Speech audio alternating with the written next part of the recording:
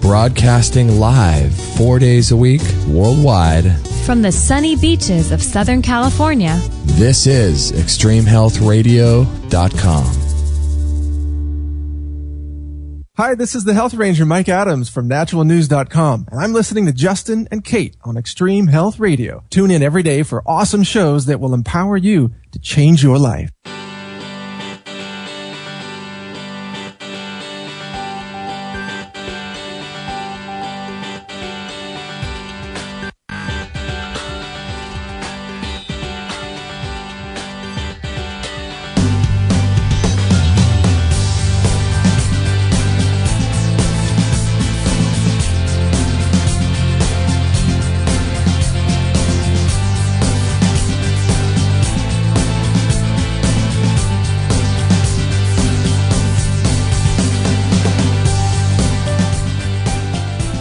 All right, we are excited to be here on a Monday morning, episode 370 with Dr. Dan Engle. We just got off the phone with him, talking pre-show. He's coming back from Mexico, standing in line, doing the customs thing. So we'll bring him in just a moment. That this is going to be a fun show, right, Kate? Oh, I'm so excited.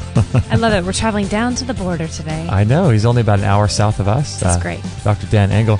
And so I just want to let everyone know that we do broadcast live typically every Friday morning at 9 a.m. Pacific time. So if you want to join us, it's a Friday morning live, extremehealthradio.com/live at 9 a.m. Pacific. And you can make some friends, join the chat room, ask your questions, and we'll do our best to make sure we can ask your questions to our guests. So we appreciate you guys doing that. And a lot of people are making some good friends in the chat room too. Maybe some love connections in the future. Love Connection. You never know. Remember that show, Love Connection? Oh, yeah. Oh, my gosh. And that the Love was Boat. fun. The Love Boat. A lot of love going on in the You never 80s. know where it's going to go, do you? So Dr. Dan Engle, we heard about him initially through, I believe it was through reset.me, which is Amber Lyon's website, where she does a lot of work with ayahuasca and plant medicines like that. So we initially heard about Dr. Dan Engle through her, and then he's been on a lot of other websites. He's all over the internet. One of his websites is RP Institute. I think it's also known as Grace Grove. But his main website is masteryinmedicine.com. And before we start the show, I just wanted to thank our latest Patreon supporter, Evan Henkel. We're so excited. Thank you so much for donating to us on a per podcast basis. That's huge. Yeah, we're really, really appreciative and thankful for that. You guys can now donate to us on a per podcast basis. So if you go to extremehealthradio.com/support, you'll see our Patreon page, and you can sign up right through your Facebook account. And so it's really, really an easy thing to do. And so you can donate $1, $2, $10, whatever you want per episode, and it helps to keep the show free. So we appreciate that a lot. So thanks, Evan and Christina. You guys are amazing. Yeah, my goodness. Thank you so much. And let's get back to the show here. Dr. Dan Engle, he's the medical director at Rejuvenation and Performance Institute in Sedona, Arizona. And he's done a lot of work, a doctor in psychiatry. And today we're going to be talking about, he's got a whole 21-day on-site Freedom from Meds program. We'll be talking about belief systems, soul-centered medicine, detoxification, getting off medications. Hopefully we can hit all this stuff. Oh, my gosh. It's a lot to tackle in an hour. Maybe the borderline will take longer than we think. I know, right? Hopefully not for his sake. So thank you so much, Dan, for being on the show today. Really appreciate it. Yeah, I appreciate the opportunity. It's always good to share what we're all doing because, you know, so many of our different medicine baskets and alchemy of frontier medicine is coming together in greater ways all the time. Hey, what were you doing down? You were saying before the show, I forgot what you said. What were you doing down in Mexico on this trip? Yeah, over the last 12 months, I was coming back from Peru for this last trip. I've been down in Peru for about maybe 5 times in this last 12 months, working with some centers down there. And on my way back through Peru, or from Peru, stopped in Mexico for a long weekend workshop. There's a center in Mexico based both in Tijuana and Rosarito, just across the border, specifically focusing on detoxification and psychospiritual medicine as well, using Ibogaine. Uh-huh. So it's an Ibogaine clinic called Crossroads. And they're essentially bringing me on board to help consult with them as they are in the midst of building the most sophisticated comprehensive rehab hospital in the world. It's really an impressive facility. Hey, tell us a little bit about Ibogaine, because that's making a big resurgence, and people are talking a lot about Ibogaine recently for people getting off of medications. It's pretty powerful, isn't it? Yeah, it's the most powerful. Well, arguably, you can kind of speak at it from a bunch of different angles. It's one of the most powerful psychedelic plant medicines in the world. It comes from the medicine. It's a root bark called Iboga, and Iboga tabarense is a shrub that comes from Gabon, Africa, used by the Bwiti tribe in their rites of passage and in their ceremonies. It's considered a national treasure in Gabon, and it's widely used by many of the cultures as both a ceremonial medicine to help people initiate through different stages of their lives, particularly young men coming into their adultship, their warriorship, and then women typically around the 40-year-old mark coming into that transition between, having children and being focused on the family, and then coming into their own kind of mastery and their power as elders in the community. So it was found by the West about 40 years ago or so, noticed to be extraordinarily beneficial in helping people transition off of opiates. So specifically opiate pain medications and heroin. As you can probably hear in the background, the line is getting a bit more congested as we actually get closer to going through the doorway, coming back into the States. So I might have to jump off the phone call for just a few minutes. No worries. So Iboga is the plant itself, and it has a dozen or so primary alkaloids. Ibogaine is the principal alkaloid that has been synthesized and utilized specifically in clinical settings to help people do a rapid opiate detox. And when you look at the numbers, there's nothing in allopathic medicine that even comes close to the beneficial effects of Ibogaine or Iboga in helping people come off of those really sticky, so to speak, opiates. And how is because what it does, it goes into the neurochemistry and it literally scrubs the opiate receptors clear of that pharmaceutical or that heroin street drug residue. So when you have somebody going through the process, it kind of depends on, how much they've been using and what they're using, because opiates are wide-ranging. You have short-acting opiates, you have long-acting opiates. Long-acting opiates are a lot trickier to get off of, like Suboxone and Methadone, and that can be a little dangerous if you try and go directly into an Iboga or Ibogaine workshop. So typically what people would do is transition from a long-acting opiate to a short-acting opiate and then go through the workshop, so you don't have the crossover of potential contamination or a bad experience, because you should not be using opiates while you're doing Ibogaine or Iboga. It makes you more sensitive to those opiates. And so people, when they have a hard time, usually they haven't had enough of a bleed over or a washout effect between the two. So when it goes in, it clears out the receptors, you get like maybe 25% or less of the withdrawal effects.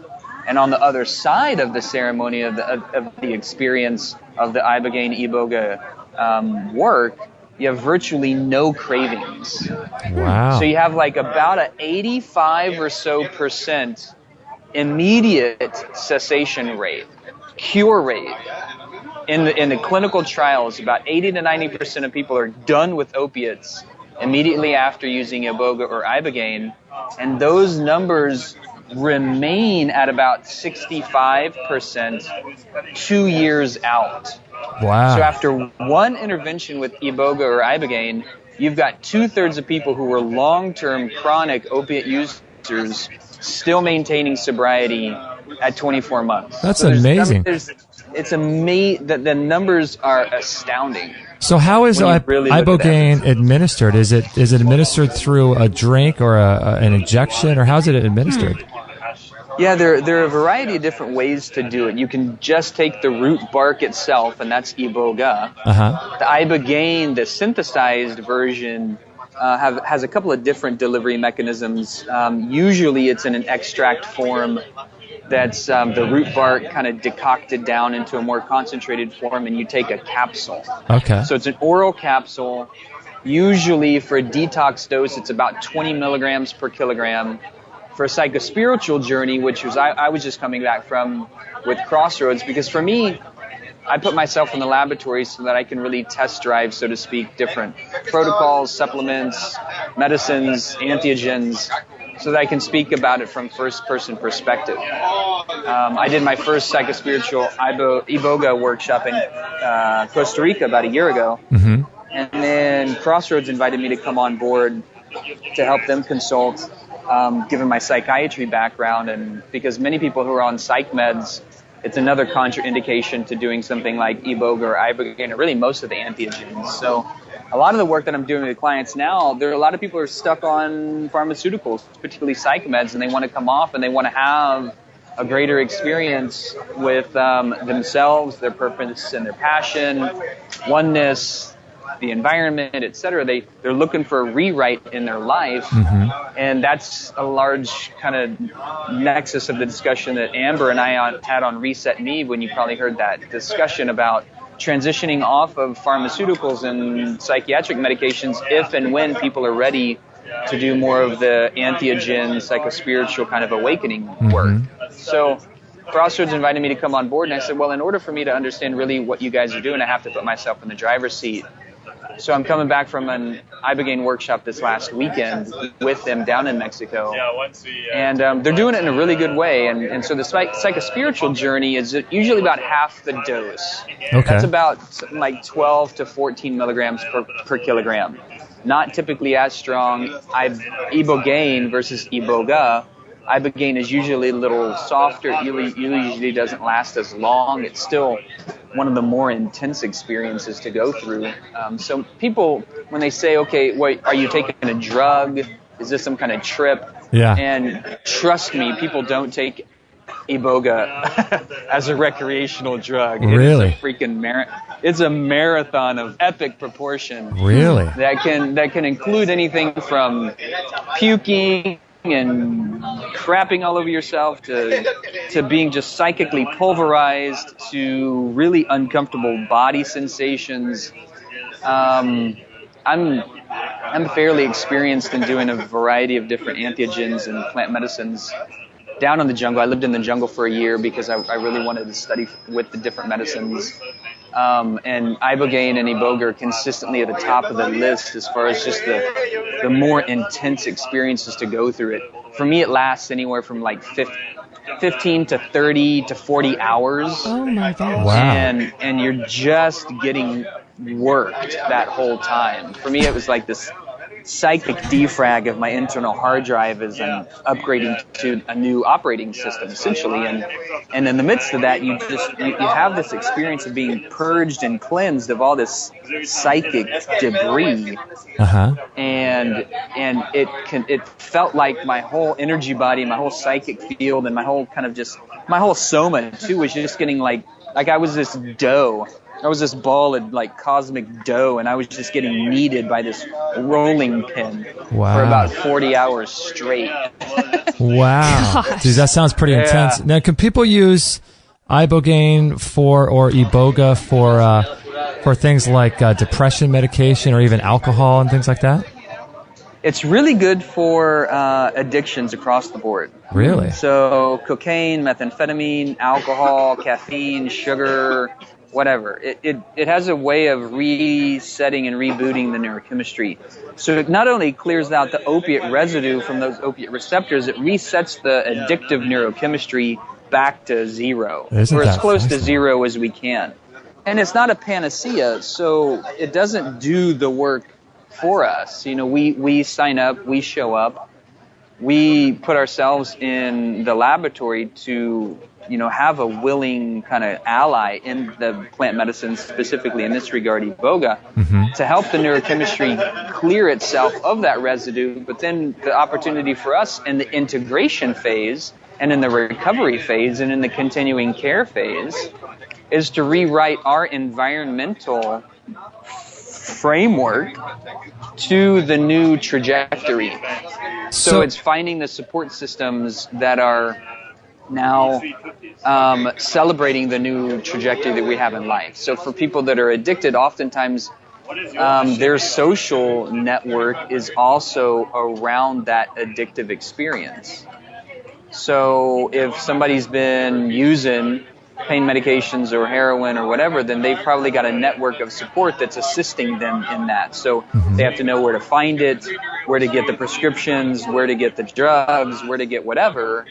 And it requires a new environmental reset and a new support system that now is supporting sobriety, that's supporting recovery, that's supporting the upgrade in consciousness, that's supporting healthy diet, lifestyle, sleep, all these factors. And that's our work to do. That's interesting. So what about people that have like addictive personalities? Like, let's say someone's addicted to something other than a drug. Would Ibogaine still help with something like that, do you think?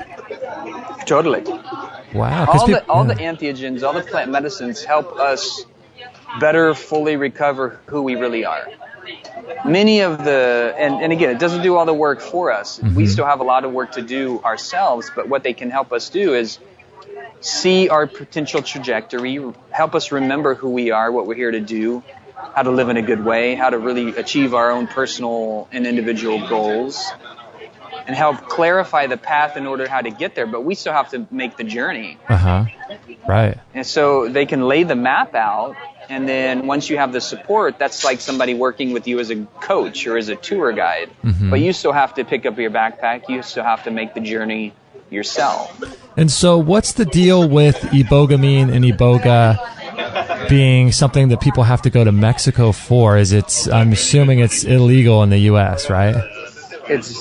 Yes. Most of the entheogens are illegal in the U.S., and that's for a variety of political reasons primarily. But there's some reasonable medical issues around those entheogens and the psychedelics, and I'm noticing we're just getting a little bit closer to the gate, so I'll let you know when I'll have to get off the phone here pretty soon. Yeah, no worries. And so, yeah, back in the 70s, particularly in the Nixon administration, he just said, we're just going to make all this illegal. It was when LSD was coming on board. LSD had upwards of 4,000 to 5,000, at least reported, clinical trials, case studies, individual assessments, individual psychotherapeutic sessions between maybe early 50s and about early 70s with extraordinarily high benefit. So benefits in people resolving addictions. So, for example, the founder of AA had a huge benefit in his abstinence going through LSD-assisted psychotherapy. Crick elucidated the design for the DNA double helix while on LSD. So it was this like revolution in people's awareness field, in their kind of expansion in consciousness. It wasn't done in an extraordinarily usually safe clinical supervised setting. So you had people really going way out there, taking massive doses, ending up in the ER doing really stupid things when they were completely out of it, and it started getting a bad rap. And so this was all also in the time of people getting really pissed off at Vietnam. There was this whole like cultural revolution happening, and the political administration at that time just wanted to silence the masses that were leading the rebellion, much of which was stimulated by this growing level of awakening that was assisted through the entheogens. So even though there was this massive benefit in the medical arena through these trials, they denied a lot of the benefit. The trials that were done at the time weren't done in randomized placebo-controlled trials. There wasn't a whole lot of medical oversight, and so everybody wanted to just silence it and stop it. So everything went illegal at that point. MDMA, LSD, DMT, ayahuasca, peyote. Peyote came back in the fold as a legal framework through the Native American Church. That was in the 70s as a religious sacrament. And that paved the way. That went all the way up into a Supreme Court decision. And that paved the way for ayahuasca to become legal in the States through the Santo Daime and the UDV, or Universidad de Vegetal churches, again, as a religious sacrament. Right, because they have some of those out in Arizona where you are, right? Yeah, the Daime and the UDV churches are actually national. Well, they're really global. But those are the national legal frameworks for people to use ayahuasca. So how... And the Native American church is also in Arizona, too, actually fairly close to where we're at in Sedona. So how are those places? Have you been to them, and would you recommend if someone wants to use ayahuasca to go to a place like that versus going down south, or what are your thoughts on that?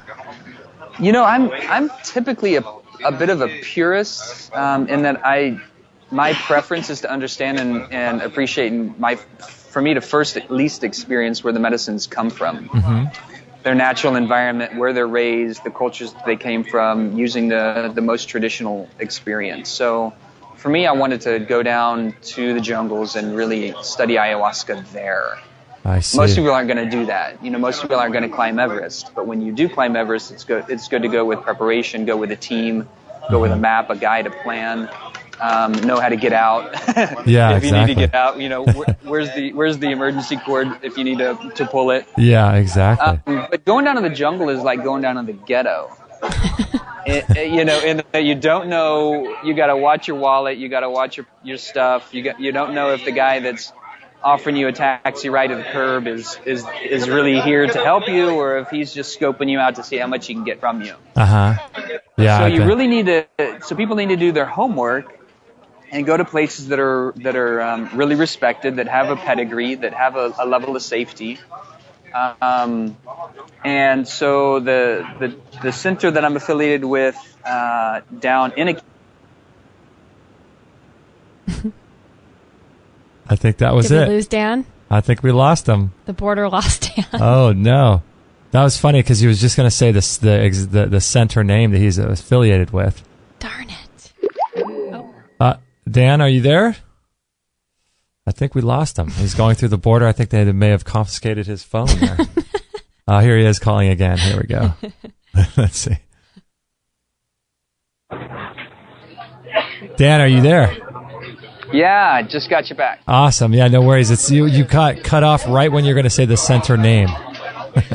Oh yeah. So the center, the ayahuasca center is the Temple of the Way of Light, and they're outside of Iquitos, Peru, and deep in the jungle, way off the grid, and they're doing extraordinarily really beautiful traditional Shipibo ayahuasquero offerings. So the curanderos that they work with, the maestros and the maestras, they come from the Shipibo lineage, and that's the lineage that ayahuasca first came from.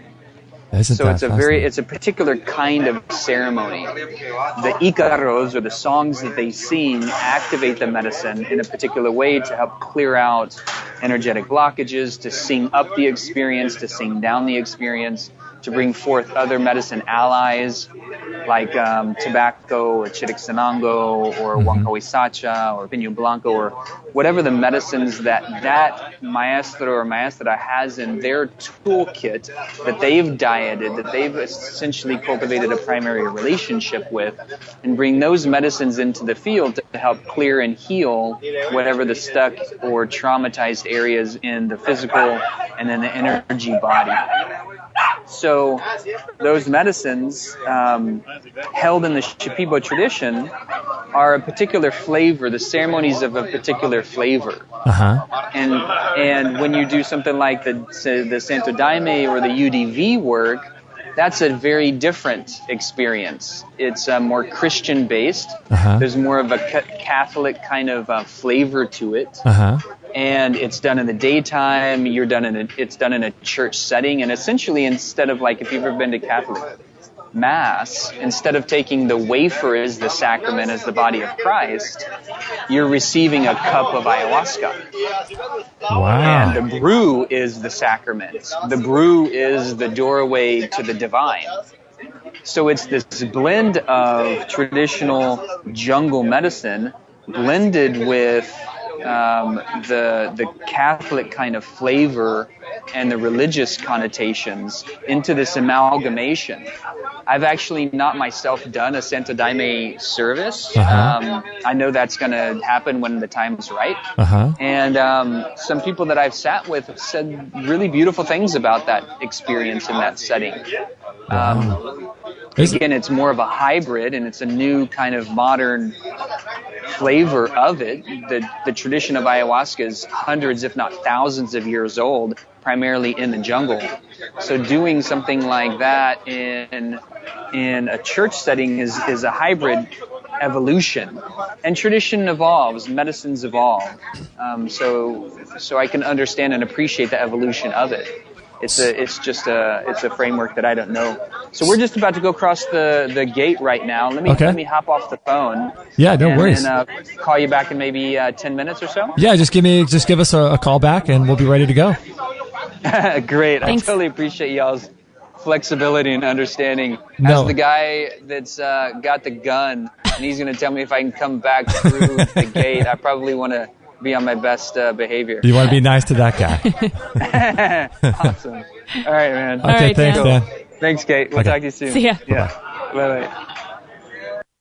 Wow, that was pretty... This may That was awesome. That was just hilarious. I love you it. could hear a chihuahua or some dog barking in the background. Oh my goodness. That's awesome. Wow. This might be one of the funniest, awesome. I love his willingness to show up. Oh, I know. Yeah. That's been my big thing lately, is just show up.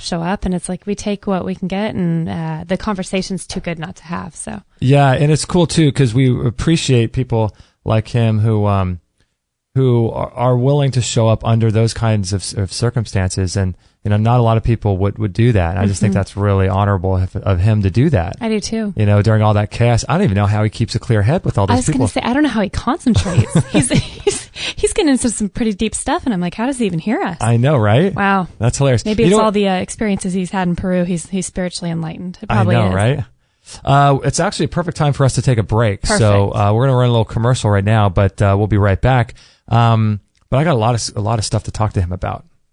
Fascinating stuff. I wonder if you could go to this, what does he call, Santa Diamane church in Arizona. I wonder if anybody can go there and do an ayahuasca session. Let's ask him. Yeah, that'd be good. I'll write this down. How do you Yeah. spell it again? I've never heard of that place. I don't know. Did you write it down before? No, I couldn't tell what he said. Oh, okay. We'll ask him then Okay. what it said. Okay, we'll be right back right after this break.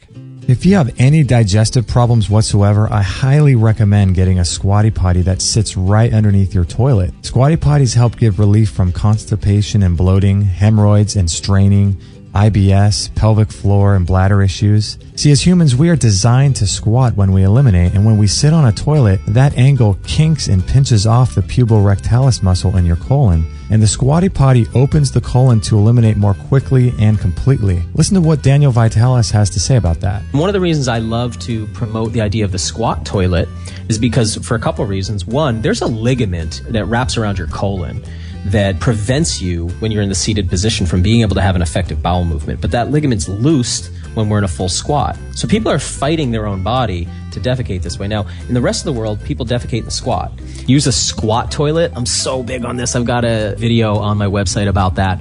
But I really believe that it's important we start to actually defecate in an anatomically correct position. So, nobody sits on chairs to defecate except people in the West. And we have more rectal and bowel problems than anybody, more constipation than anybody. But this actually puts our body in a disadvantageous position for trying to go to the bathroom. So if you don't have a squat toilet or don't want to invest in one, I don't know, stack some books up. But get something where you can actually squat up above the toilet, or at least get your knees up higher. Justin and I love our squatty potty. Start improving your digestion and elimination today by going to extremehealthradio.com/squat or see it in our store.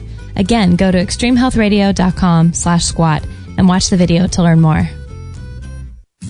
I have to say, I have been absolutely loving this product by Tristan Truscott and Peter Ragnar called Good Morning, Good Evening Qigong. If you want to listen to the interview we did with Tristan, you can go to extremehealthradio.com/127. And Qigong is a great way to de-stress the body. And as you know, there's a huge component to disease caused by stress. And stress is a huge factor in how we live our lives and the amount of energy we have and the amount of vitality we have. And so, Dr. Shade, what do you think about Qigong? People come to me and they're really sick and they got this blown out neurological system and all this toxicity. And I tell them, you need to do Qigong, Tai Chi. You need to do these things that settle down and restore your neurology, because it puts together all the parts. It puts you back into that state where you can start to detoxify. And so I highly, highly recommend all that. And what about you, Kit Campbell? What do you think about Qigong? Do you like it as well? Qigong is amazing. And the reason that I believe it to be amazing is everything here is energy. That is a scientific fact, if there ever is one. So when you're practicing Qigong, you're actually drawing energy into your body. Your intention, whatever your intention is behind any action, will determine the level of energy, type of energy that you absorb into your body. So your intention behind is very important, just like thought. So when you're practicing Qigong, you're actually bringing energy in and you're bringing out the stuff that might be a bit stale. With Tai Chi, it's totally different. The energy runs underneath the skin because it's more of a martial. This is the Chinese understanding, by the way. It's more of a martial art. So Qigong is very, very good for bringing that energy into the body, and just fantastic. If you're interested in picking up this Qigong course by Tristan Truscott and Peter Ragnar, go to extremehealthradio.com/Qigong. That's QIGONG. And you can learn more about it. There's a great video on that page, and you can learn more about it on that page. And I highly, highly recommend this product. I love it myself, so go ahead and check that out. extremehealthradio.com/Qigong.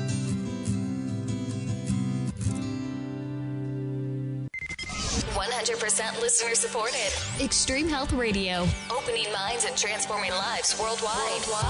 Don't forget to join our thriving community for health tips, inspiration, and show updates at extremehealthradio.com/Facebook.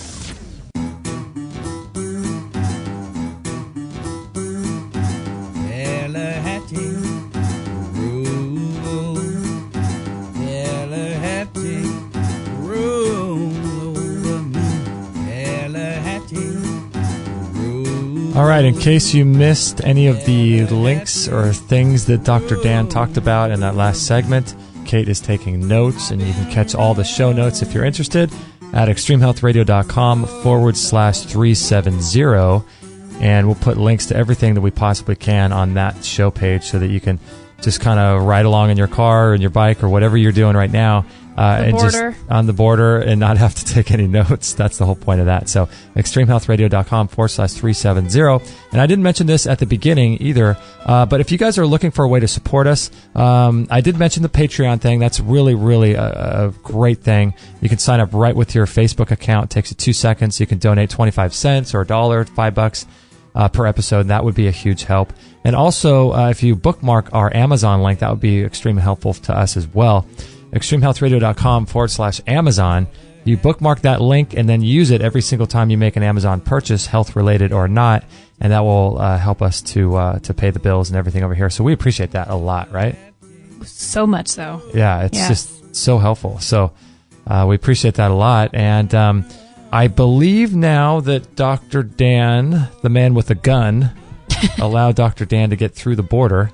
So let's try to give him another call here. Let's see. That sounds like fun, doesn't it? I'm glad I'm not standing at the border. I know. We've done that 1,000 times, seems like. It's a big deal. I know, right? Mm-hmm. Let's see if we can catch Dan again here. Okay. Dr. Dan Engle. It sounds very fascinating, this stuff. So he lives where? In Arizona? I think in Arizona, okay. Yeah. Let's see. He tried to call during the commercial break, so... Let's see here. Maybe they were about to confiscate his phone. I know, right? Do you think he must have been doing it through his phone, huh? Mm-hmm. Oh, yeah. Cell phone. That's a really good connection. Oh, that was Skype through the cell phone? I think so. Huh. And he's in Mexico. Yeah, right? Okay, so it looks like he's not available. Okay. Hang out and wait for him to call us. Yeah, we'll wait for him to call back. Skype is asking me if I want to send a video message. I'm okay. Video message, how funny. Maybe he's trying to smuggle puppies over the border. I had a friend that brought a dog back from Mexico, by the way. Oh, really? Best dog ever. Really? Mm-hmm. They went to go pick it up there? Or? No, they went down for a vacation, and they were at a taco stand and ended up seeing this stray puppy walk by, and they're like, he's really cute. And they just decided to wrap him in blankets, throw him in the car, and they didn't get stopped at the border. And his name's Poncho, and he's the best dog. Oh, they my gosh. love him. Hilarious. I know, isn't that great? Maybe they should put Poncho on Ibogaine. Maybe they should. Maybe Poncho's got some addictions. Maybe. Some strange addictions down there. But fascinating stuff, right? I mean, I've honestly never heard of half of these things. You've been getting a little bit more interested through different podcasts and shows you've been watching, huh? Yeah, and guest 9677 says in the chat room, he says here in his book, Fear and Loathing on the Campaign Trail in 72, Hunter S. Thompson writes of recreational use of Ibogaine. I made note of that. It makes sense that would be illegal because I wonder what percentage of the population of North America is on some sort of drugs. Isn't it like 1 out of 2 people? Is it? Yeah, isn't that crazy? I wouldn't be surprised. Isn't there another percentage that's crazy too? Like of the people who are on drugs, pharmaceuticals, aren't they like on 2 or more or 3 or more? I mean, it's most people aren't just on 1. Right? Is that true? Yeah, most people are on at least 2 or 3 or more. It says here antidepressants and opioids were most common among young and middle-aged adults. The percentage of people who took at least one prescription drug in the past month increased from 44% in 1999 and 2000 to 48%. So studies show that 70% of Americans take prescription drugs. How much again? 70 what? 70% of Americans take prescription drugs. This is on CBSNews.com. Oh my gosh. Researchers find that nearly 70% of Americans are on at least one prescription drug and more than half receive at least 2 prescriptions, reports CBS Atlanta. Researchers from the Mayo Clinic and a nonprofit medical and research center report that antibiotics, antidepressants, and painkiller opioids are the most common prescription drugs given to Americans. That's 70%. How many people are in America? I think there's 300 million, right? Is that? 300 million? Oh, you busted out the calculator. Oh, yeah, here we go. This is Times 0.7. That means that 210 million people are on drugs. I love how he was talking about the effects on all addictions. I know, right? Because a lot of people become addicted to their prescriptions. I mean, that's the problem. Like, we have family members that aren't even taking hardcore stuff, but like laxatives and things like that. I mean, anything that becomes an addiction, whether it's alcohol, laxative, or a hardcore drug or a hardcore pharmaceutical, whether it be cocaine or, some sort of morphine or something. Right. Painkiller. Yeah, imagine antidepressant. Imagine if people had access to, I mean, really, honestly, doesn't it just kind of make sense that if people were able to really, it sounds like he was saying it's a lot of work. It's not just like you take it, you're cured. It takes the participant, like you have to be a participant, an active participant in your healing. But imagine seriously, like they were so onto stuff. We've gotten so far away from what actually heals. Everything that we tend to use in the Western world is just this Band-Aid effect. And if you can dig deep and really be willing, I mean, I have a friend right now whose family member is suffering in a detox ward of a hospital, and to even get out of that, but then to still get right back to real life and have these addictions. If you could really get in there and do some real house cleaning, and almost like turn on the switches in the brain that are the most healing, lasting, forever kind of. It makes sense. Soul-changing medicinals with plants and things like that. It just makes sense to me. What we're doing is just scrambling up things more, confusing things with more drugs, it's just wrong. I know, right? Yeah. Dr. Dan, are you there? Yeah, we are back on. Did the man with the gun, did he let you through? It sounds like you're still alive. Yeah, the first guy with the gun did. I have maybe 1 or 2 more to go. He didn't find your ayahuasca stash, did he? I hope not. No, that wasn't. Shush, that's in my other bag. Hopefully he's not listening to this radio. I know, right? I'm guessing he's not. So I think where were we? I think we're talking about the how do you say the center in New Mexico or Arizona? In what do you call that? Saint well, we were talking about the Temple of the Way of Light. That's in Iquitos, Peru. Okay. That's the Ayahuasca Center. Crossroads is in Tijuana, Mexico. That's the Ibogaine Center. Okay. Our center in Arizona is RPI. There's the Native American Peyote Church in Arizona. Uh-huh. And then ayahuasca centers in the States are the Daime and the UDV Church, and those are kind of scattered throughout the country. And so if someone wants to go, if they did want to go to a place like that and try ayahuasca, what's the process? Do you know? Because I know you haven't done it there, but would they just contact that location and tell them what their intentions are? Yeah. Yeah, you would contact the local chapter and let them know what was up. They would probably have a screening process. The clear, consistent contraindications to using ayahuasca are being on any kind of psychiatric medications. Okay. Being pregnant, mm-hmm. and which is not an absolute contraindication actually, but for most people in the States, they just want to be safe. Uh-huh. And a history of heart disease. Because sometimes it can, the entheogens, particularly ayahuasca and ibogaine, can lower the heart rate. And that's when people have really gotten into trouble. Like there was a young woman that did die in one of the ibogaine centers in Costa Rica recently with no history, no previous medical history, and no medications on board. In the midst of the experience, she got bradycardic, went into torsades and arrhythmia, and died because they didn't have adequate supervision, and there was a heart complication. So they're, particularly with Iboga and Ibogaine, you want to do it in some kind of clinical, supervised, very controlled and experienced setting. I see. And so that's when it really comes into doing your homework, making sure you're going with people that are reputable. The Crossroads Center is a clinical setting, and again, I tend to be more of a purist, so I like experiencing the medicines in the most pure state, in the most ceremonial, traditional setting possible. Uh-huh.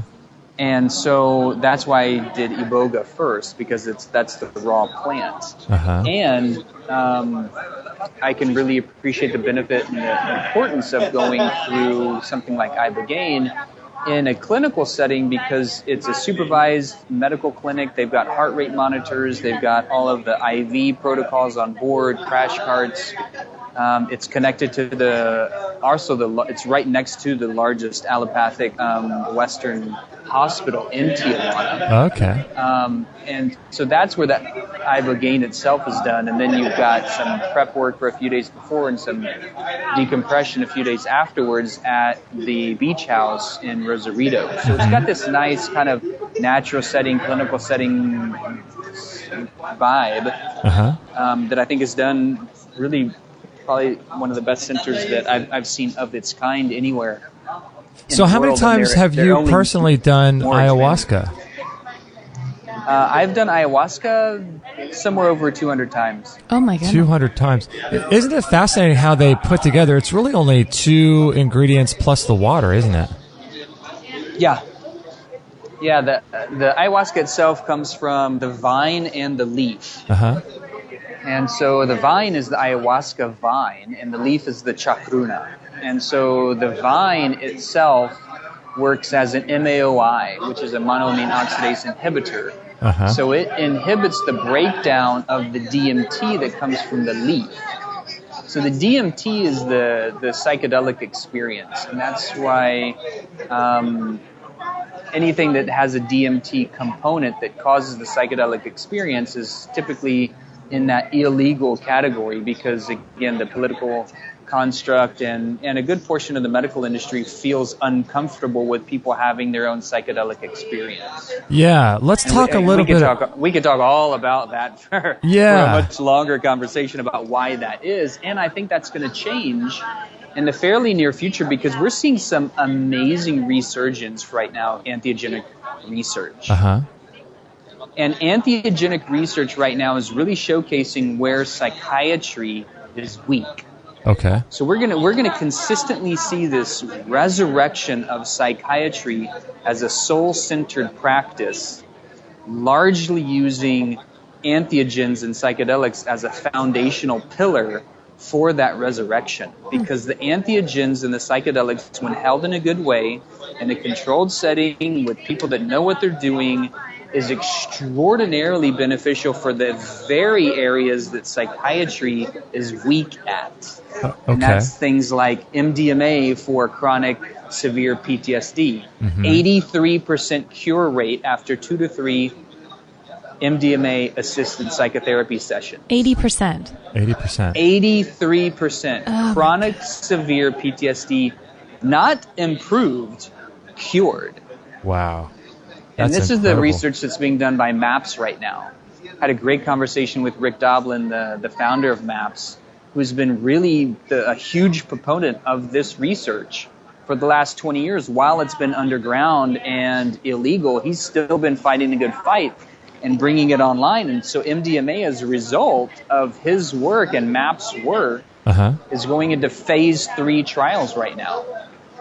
And in order to go to phase 3 trials, you have to have all the kind of the clinical administrative oversight. You have to have the hardware to be able to make consistent MDMA at consistent potency and purity. Right. And then you have to raise the funds to do the phase 3 trials, and they're raising about $18 million to go into phase 3 trials right now. Psilocybin, magic mushrooms, also going into phase 3 trials. Psilocybin is in some of the early pilot studies, 80% cure rate for tobacco addiction.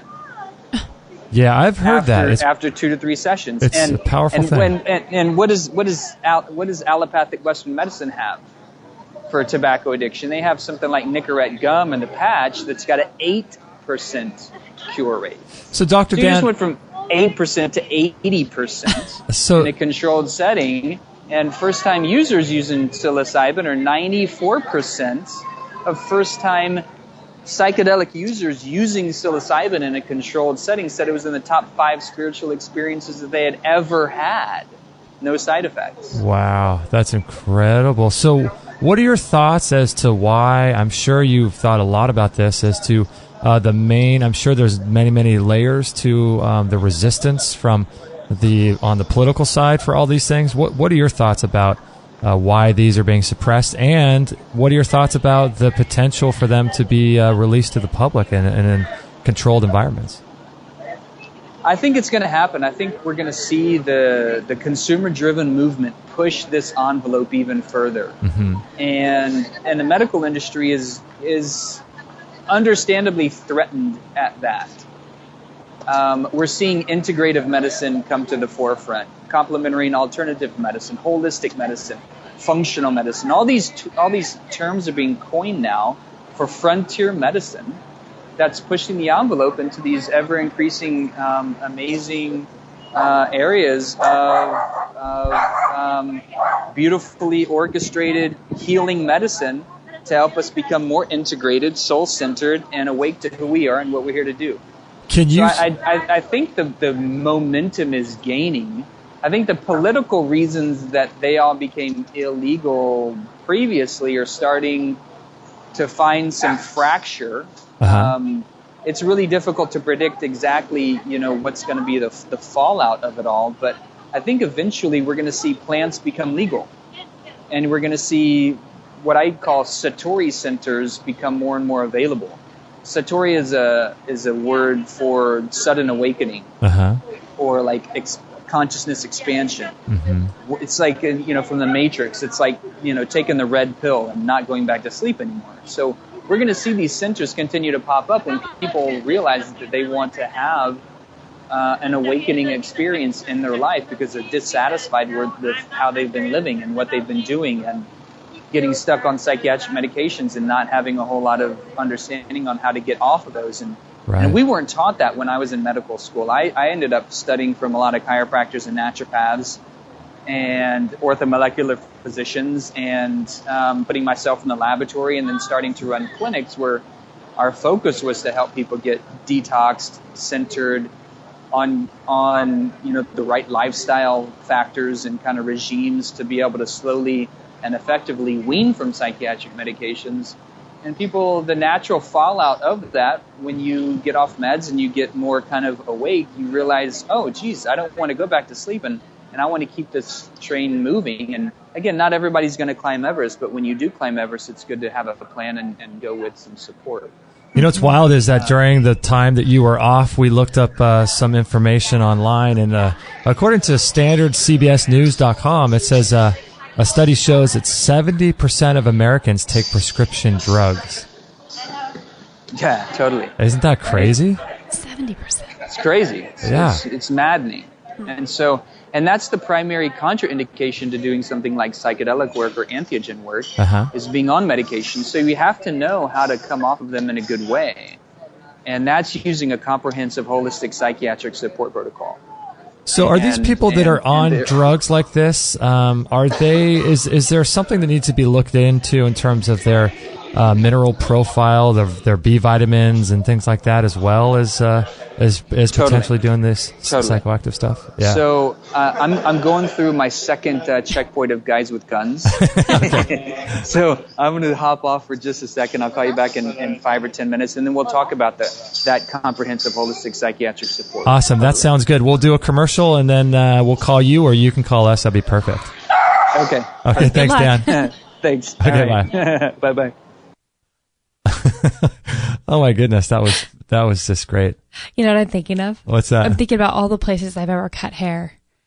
Oh, it's like my I've been to hospitals, garages, I've cut hair in churches, kitchens, backyards, zoos, parades. Like, I used to just travel with my scissors and do just haircuts anywhere and everywhere. I'm laughing at this because I'm like, this might be one of the first. I love that we've had interviews all around the world, different times, different everything, but we've never had anybody actually crossing through from one country. From one country to another. This is the best. That's hilarious too, because it's a little bit awkward, because I think, like you said before, he's on his cell phone, so I don't think he can hear us incredibly well. So when I try to ask questions or things, I don't think he can hear us that well. But he's probably surrounded by a ton of people. I'm laughing at Evan in the chat room, says he's almost the perfect guest. Ironically, he produces his own segments. It's true. No, right? He's the perfect timing. This is great. Oh, that's hilarious. Oh, right on, Evan. Well, you know what the whole thing is we apologize for the background noise and all of that, but sometimes there's nothing you can do about this. And the whole point is to introduce people to you guys that you can just be aware of, and just, okay, here's a guy doing something that I need. I can go look up his website,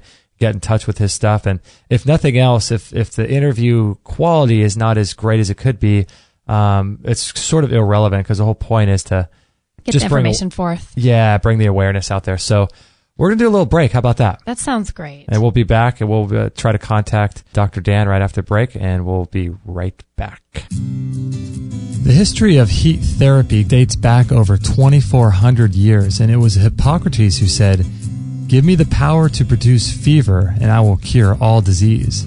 This FDA-approved medical device called the Biomat is a mat that you can lay on, read on, sleep on, do yoga on, sit on, and it can be used on office chairs, massage tables, and the like to help the body heal itself.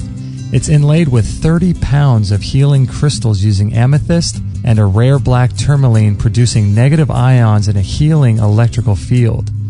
These healing crystals help to restore cellular health by replacing electrons to the atoms, as well as penetrating deep into the body by 4 to 6 inches. What can the Biomat do for you? It'll improve your skin, burns as many calories as if you went jogging for 30 minutes. It improves the immune system by up to 40% or more, reduces stress and fatigue, removes toxins, lowers cholesterol, relieves pain, revitalizes cellular metabolism. It improves cell channels to deliver nutrients and oxygen to every one of your cells. It activates over 3,000 enzymes. And even a Harvard medical study showed cancer cells die at over 42 degrees Celsius. It reduces stress hormones by up to 78%. It allows your body to produce heat shock proteins, which increases endorphins, NK cells, T cells, and lymphocytes. It's very, very low EMF, and it's got a 17-layer technology. Dr. Mark Serkis is the director of the International Medical Veritas Association. Explain to us more about these biomats. These biomats are these far infrared mattresses. You lay on them, or you sleep on them, or both. You do very heavy treatments during the day, and at night you sleep at just a nice comfortable temperature. These biomats are like these love machines, comfort machines, and healing machines, because what they do is they just radiate out light, far infrared light, and you can radiate yourself all night long while you're sleeping when you're not doing anything else. And what happens is this light penetrates the body and turns to heat. And the first thing that happens when you bring your core body temperature up 1 degree is your immune system strength increases by 40-50%. They feel when you lay down on them, you guys know, you have one. So it's like the feeling is so good. It's like being in the cuddling with a lover, your wife or husband. It's just warmth and comfort. How are you using biomats for patients in your clinics? The cancer treatment using heat is very aggressive, meaning during the day, you sandwich yourself in between two of them, turn it on to high heat, and bake the cancer. The cancer will die before you will. No, this is, you can go to England and spend $20,000 and microwave a cancer out of existence. These biomats basically do the same thing. Radiation therapy for cancer is really a solid idea. Unfortunately, oncologists use the wrong radiation. They use radiation that kills you. This biomat uses radiation that can save your life and make your life more comfortable, keep you warm in the cold, and help take care of your kids and all. The list doesn't end. Yeah, because isn't there some sort of temperature at which cancer cells will start dying? Right, and it's below the temperature that human cells will die. So you really like this biomat far infrared technology, don't you? But it's strengthened me. Well, now the kids are addicted to it. They fight on who's going to sleep on it at night. And it not only changed my life, but it changed my medical practice and my books. This is a great machine for anybody who lives in the cold during the winter. Instead of heating a big house, you just heat yourself. Bottom line, it brings good feelings. Just lay on this biomat, and it gives the strength back. I can attest to that indeed. Kate and I love ours, and we think you will too. Learn more about these amazing biomats at extremehealthradio.com/biomat. Or you could check them out in our store as well. Again, that's extremehealthradio.com/biomat.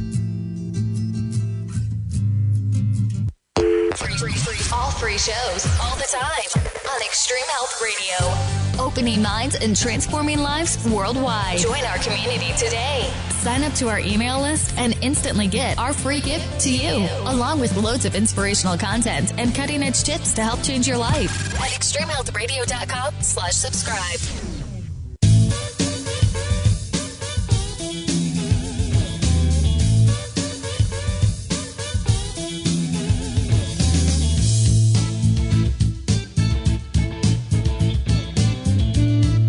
Okay, we're moving into the 23rd century. We're beyond people needing to go to extremehealthradio.com/subscribe, aren't we? Yes, we are. Can you believe it? We've stepped over. We've stepped over like into the crossing of the border. Information age. Tell us how we're doing this. Well, I just set up a new thing on our website. Pretty cool. So you can, if you want access to the free ebook that sells for $20 on Amazon, as well as an audio program about how I overcame my food addictions. Some really, really great info and some tips that I think can help you a lot. Here's what you could do. It's a brand new thing. Tell me. I'm surprised. I can't believe we can do this. We tested it out. I can't believe for a guy, well, I know you're going to go there, but I can't believe for a guy who doesn't have a phone that this is where we're going. I know. I don't even have a cell phone myself. But if you text Get Healthy, all one word, Get Healthy, to 33444 and enter your email address and confirm your email address on the second link, you'll be able to get access to all that stuff right there on your phone as you're listening. Nice. So it's Get Healthy. 33444. That's it. All right. Yeah, pretty cool, huh? Good one. I think that's a great way. We tried it out on my cell phone. It was pretty cool. Yeah, I know. And it actually works. It actually works. Very excited. So you can do that if you're driving along or whatever. But yeah, don't do it if you're driving. Don't want to cause car crashes. Right. Okay, let's try to call Dr. Dan back. Oh, actually, he's calling us right now. Look at him. Look at this. Okay. This is funny. This is perfect timing. We should tell him he has created his own segments. Dr. Dan, are you there? Whoops. You're on U.S. soil. Oh my goodness, I love to hear it. So how did that go? Did it go pretty smooth? All smooth, no sweat. Nice, I love it. So they didn't take your ayahuasca stash? Everything's fine? Thankfully, I didn't bring any with me, just in case. Hey, Dan, I got to ask you about something like that, because ayahuasca is essentially like what you were talking about before. It's a leaf and a vine that kind of counteract each other. If you had ayahuasca on your person, what would people wouldn't even know what it is, would they? Yeah, well, technically they don't counteract each other. What the vine does is it allows the leaf to stay active in the system, because DMT would be broken down by the enzymes in the stomach if it wasn't blocked. So DMT, there's a great movie by a friend of mine, Mitch Schultz, who did DMT, the spirit molecule, about 10 years ago. And this was based on Rick Strassman's work, where he was using DMT in the clinical setting to help people have essentially a religious experience. And DMT is naturally produced in the brain, particularly from the pineal gland. The theory, and it's really kind of hard to do in vivo studies because you can't really extract, DMT directly from the pineal gland unless you're really getting way deep into the brain. The theory is, and the working theory that most people agree with, and I tend to agree with too, is that DMT is produced by the pineal gland. It is the kind of the seat of the soul in many cultures. The pineal gland is shaped like a pine cone, which is this kind of like little radar antenna to the higher planes. To the etheric body, the energy body, the spiritual body, that kind of seat of awakening. And DMT is produced and then significantly released at the time of death. And so it is the molecule that naturally produced in the brain really assists one in transitioning across the veils, across the plane, making that journey from this body into the greater whole. And, depending on religious and philosophical constitutions, what that looks like, that might look like, like, for example, I studied Tibetan Buddhism for a little while, and they have a time where they allow the body to stay in state for a period of 42 to 49 days, doing mantras every day, praying over the body, and allowing that body to have a gentle transition across the veils into the next life. And so from the Buddhist perspective, there's the idea of reincarnation and the accumulated experience over a lifetime of learning through this physical incarnation how to be more and more, quote unquote, enlightened. And so the DMT molecule is one that many cultures revere, and we're understanding more and more scientifically, particularly through this work with Rick Strassman, of what that essentially means. So many of the entheogens and the medicines that we work with now are very stimulating to DMT in the body by producing this exogenous or outside force of DMT through the medicines. So another big, extraordinarily powerful medicine is called Bufo alvarius, or that's the Sonoran desert toad. Wow. That is also one of the more religious kind of experiences, and also very illegal. And also very native. How do you say the name of it? Bufo val. The Bufo alvarius Sonoran desert toad comes from southern Arizona and northern Mexico. And so what is that? Similar kind of crossover regions to peyote. Okay. And so what are people taking these things for? Because I know that there's a lot of different applications for DMT and these sort of medicines, right? Yes. Well, typically, I mean, it depends on what area of the mandala we're looking at, so to speak. Are we looking at primarily physical healing, emotional healing, psychological healing, spiritual healing? essentially all of it, from my perspective, starts on the more subtle planes, and then it gradually manifests into the physical body. So, emotional experiences and traumas lead to physical chronic disease because the energetic imprint of that trauma remains in the field, and then it gradually worsens to allow the body to express that in some degree of symptoms. And then if we're not listening to the symptoms, then eventually into disease or disharmony. So can these sort of imbalances or traumas, have you found, have they passed different lifetimes, or are they only in this lifetime? I think that they pass across veils. Yeah, I do too.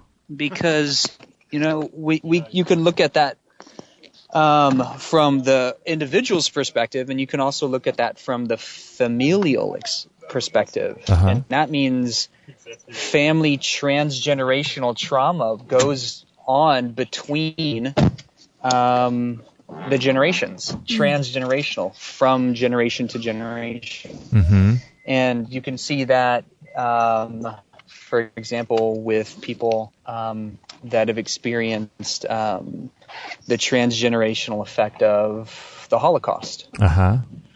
Or that's more of a cultural and even a global trauma. But the trauma changes the DNA coding expression. You can actually see the DNA code, not the physical substrate of the code, but the expression of the code at a genetic level change at the time of trauma.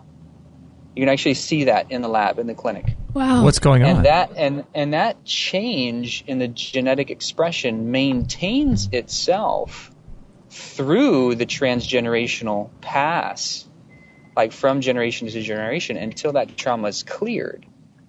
So from my perspective, at some point, and again, this comes into kind of spiritual and philosophical beliefs, where we are, where consciousness is before it comes into a body. So what you were saying before. So what you're saying before.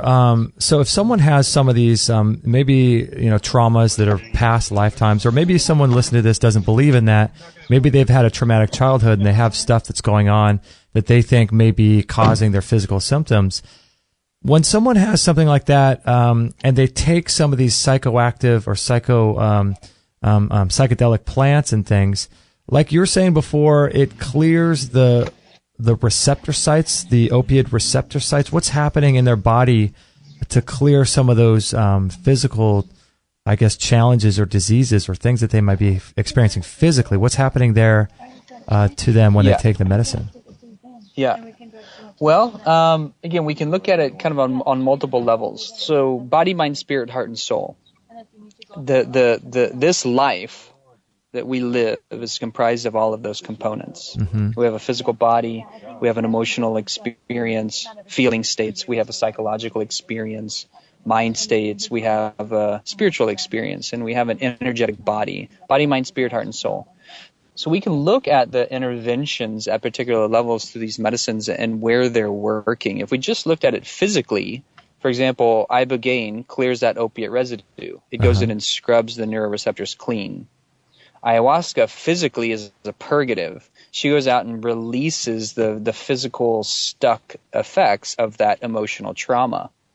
And so it's extraordinarily healing to the GI system. So people that have had like chronic years-long irritable bowel syndrome, oftentimes, or some kind of chronic digestive issue, oftentimes will find a physical resolution to that because she's so purgative at that level, at that cellular level.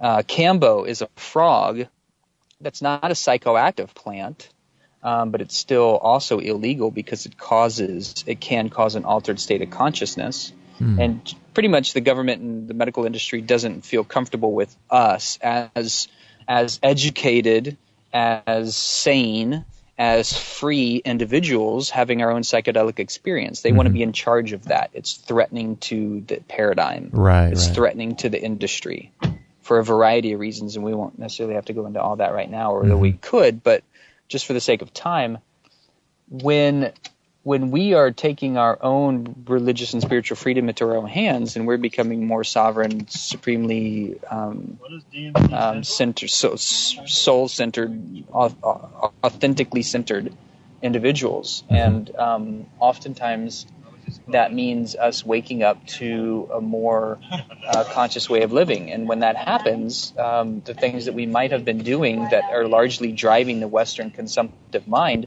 get threatened. Like if we wake up from the dream, from the matrix, and then decide, oh shit, I don't really want to smoke cigarettes or drink alcohol or watch shit on TV or do X, Y, or Z that is driving the Western consumptive markets, that's a threat. Right. Okay. We become a threat to the driving paradigms. Mm-hmm.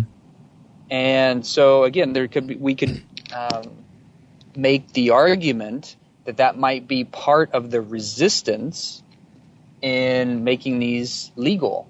I don't tend to really stay on that side of the equation as much as I think most of it's out of ignorance. Because we, particularly as physicians, most of my colleagues are super well-meaning. Most of us that went into medicine wanted to make a positive change in the world. Right. And, particularly with the state of medicine now, if you wanted to make money, do something else. Mm-hmm. Because, I went to school for 27 years straight. And that's a lot of education. That's a lot of investment. And if I wanted to make money, I would have gone into something like, computer programming or gaming or something else, So I think most of us were altruistically intentioned, but we're not taught alternative, integrative, holistic medical approaches in the existing medical mainstream. Now it's starting to change, again, because the consumer-driven movement is driving it in that regard. So the medical industry is recognizing that their consumer market has been dwindling. Their market share, the number of clients going to allopaths is going down every year. The number of clients going to integrative medical systems is going up every year. People going to naturopaths, chiropractors, oriental medicine doctors, osteopaths, etc. goes up every year. Those that are desiring to, so you said something like 75% or 70% of Americans are on prescription medications. I think that's probably close to true. It's also pretty close to the number of people who are regularly engaged in holistic, integrative, alternative, complementary medical therapies. So you have a lot of people taking prescription medications, but you also have a lot of people looking for alternatives, looking for integrative methods.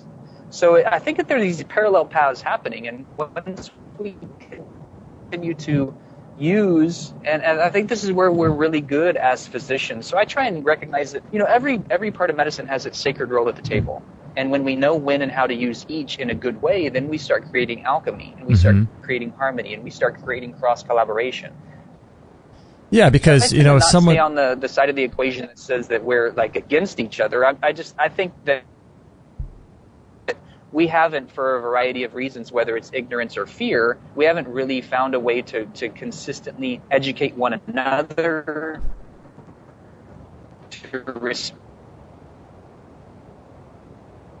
Hello, Dan, are you there? Shoot. I think we may have lost him. We lost him. Hello, Dan, can you hear us? I Darn. think we may have lost him. It says, there we go. Yep, we lost him. So he was talking about whether or not the people within the medical industry are educating each other in that regard. So we'll see. Let's see here if we can contact Dan. He's probably somewhere in San Diego by now. Yeah, he probably is, huh? Let's see. Maybe he just got pulled over. Ponce and John. Oh, gosh. Don't say that. Let's see here.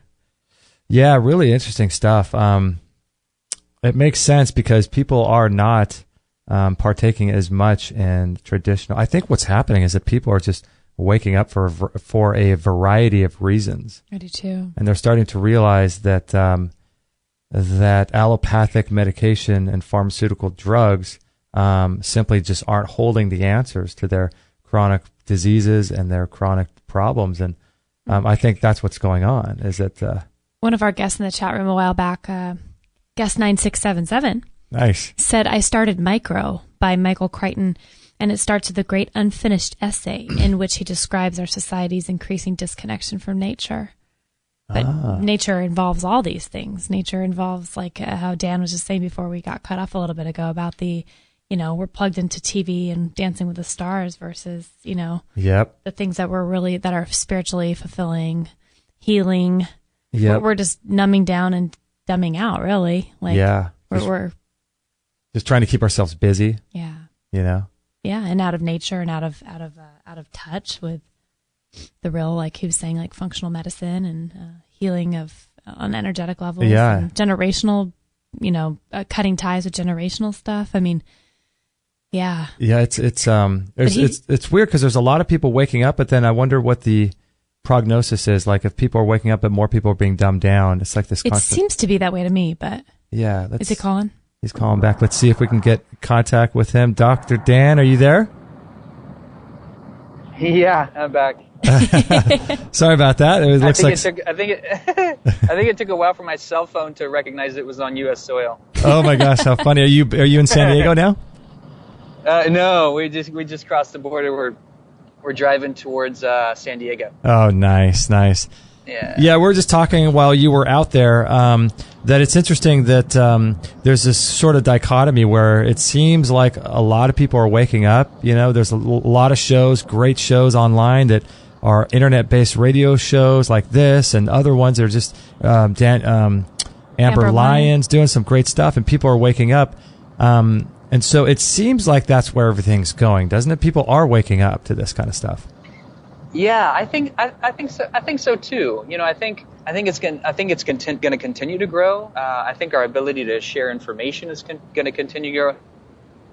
It's such an exciting time to be on the planet because we've never had this many people sharing this much information so quickly, and we can make revolutionary change pretty much overnight now. Uh-huh. So when somebody's talking about whatever you're getting turned on to, you can find a variety of avenues with a lot of different opinions, and people doing great work. We've never had this much freedom globally as a community to travel as freely, to experience these medicines, to find integrative modalities.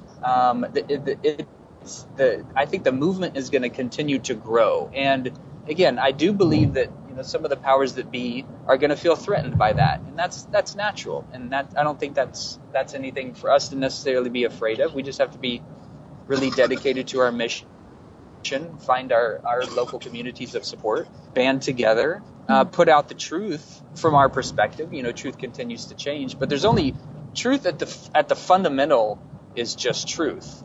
There's not opinion. Opinion is just somebody else's perspective, but truth is universal. So what's truth? The truth is everybody is entitled to freedom and to happiness and to choice. And so my desire is not necessarily to bring everybody over, for example, to the entheogenic or the psychedelic medicine side. Oh, no. Did we cut it? We lost him. Shoot. We lost him. This is a good wrap up here. Yeah, I know. Let's see. Let's see here. Yeah, I think we're going to have to break the call. Oh, it broke again. Oh, man. Let's see if we can't. Maybe he was going through some sort of, what do they call those? Energy vortex? Or black, or black, or blocked areas, Oh, yeah, like a dead zone. Yeah, dead zone. Yeah, I think what he was about to say was that he, his desire isn't necessarily to get everyone on board with this, but just to let people know there's options. Yes. And to encourage people to find their path, whatever that is. Mm-hmm. Let's try to call him again. Shoot. Let's see. It says we're connected. There we go. Yeah. Are you back. there? Okay. This is always one of those practices in patience for me because historically, if anybody has known me for long enough, I don't have a huge patience threshold when it comes to electronics. And so when you're driving down the road and all of a sudden it just stops calls in between towers. Isn't that just hilarious, right? I thought we were pretty advanced. I know. You think so, right? 2015. I know. But I think what you were just about ready to say is that your desire isn't necessarily to convince everyone to take psychedelic substances, but I think you were going to say that you just want to let people know they're there, right? Yeah, so that we can just give people open-sourced information, give them the data, let them choose. Ultimately, at the fundamental, we should have the ability to make our own choice as long as it doesn't interfere on the freedoms and the happiness and the joy of somebody else. Yeah, I agree completely. I think what's happening now with the internet and things, I think people are waking up and people are starting to realize there's all kinds of options out there, and everything is really just a Google search away, and you can find alternatives that could resonate with some person. Because I know you do. I mean, a huge part of your practice has nothing really to do with this kind of medicine. You work with people on their nutritional profiles, on their cleansing and detox, right? I mean, this is just a small part of what you do.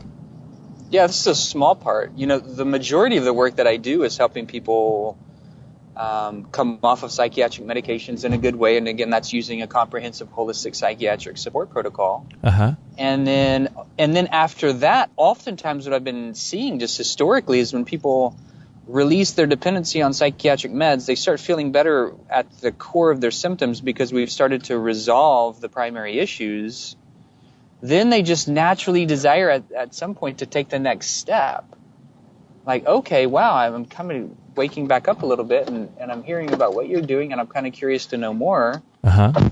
Tell me about how I can access greater joy in my life. How can I experience more of a wake-up with myself internally? Uh-huh. And so then we might start talking about psychedelics or entheogens. And again, the psychedelic experience is a transcendental experience, but it doesn't only mean taking traditional medicines to do that. Mm-hmm. Another thing that I'm just as excited about entheogens is float therapy. Uh-huh. Sensory deprivation isolation tanks. Mm-hmm. Yeah, that is a cornerstone of frontier medicine, man.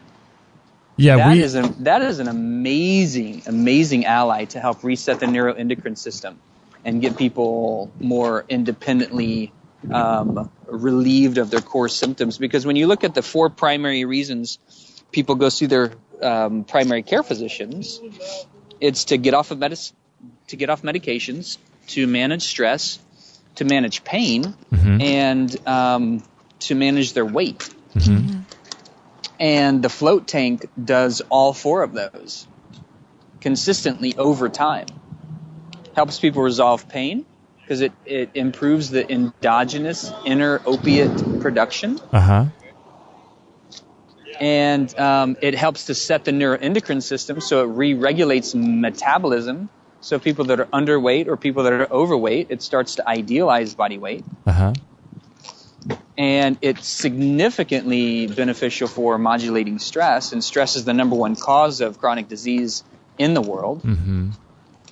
Because you're submerged in about 10 inches of water that has about 1,000 pounds of Epsom salts. Mm-hmm. So you're getting that magnesium sulfate kind of just dissolution of stress and instilling and supporting the parasympathetic system. Mm-hmm.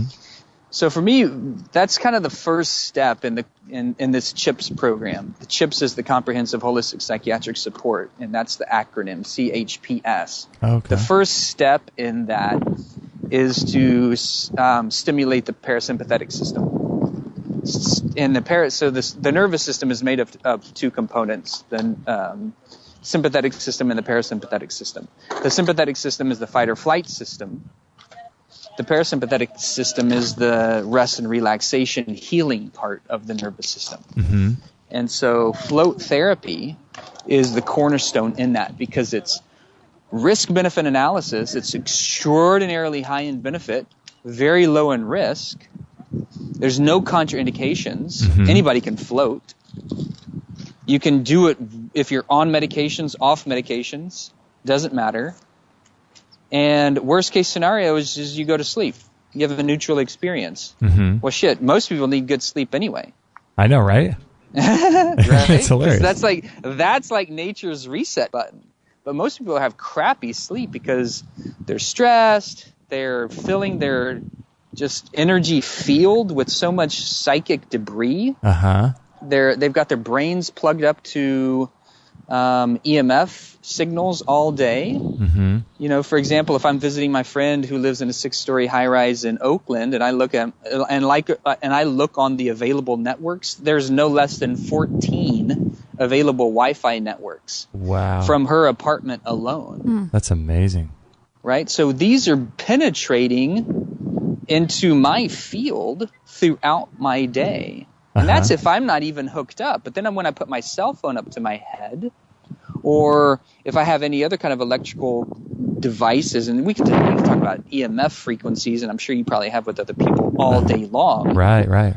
But the detrimental effects for that, for example, like when they've done studies on men, like my dad, who I love considerably, and he and I have some of the best conversations because he's one of the best skeptics. Mm-hmm. So I got to go into dad like guns a-blazing with all the data. Oh, right. And then when we sit down and we hash it out, he's like, "Oh, okay, I get it." But he calls me to a higher level of wisdom and intelligence and knowledge. And I've had similar conversations with various medical boards because they want to understand why I'm doing certain things, and it's an opportunity to educate. So we're in the midst of educating the old allopathic paradigm of the benefit of new integrative practices. So, for example, like with my dad, he carries his cell phone on his hip.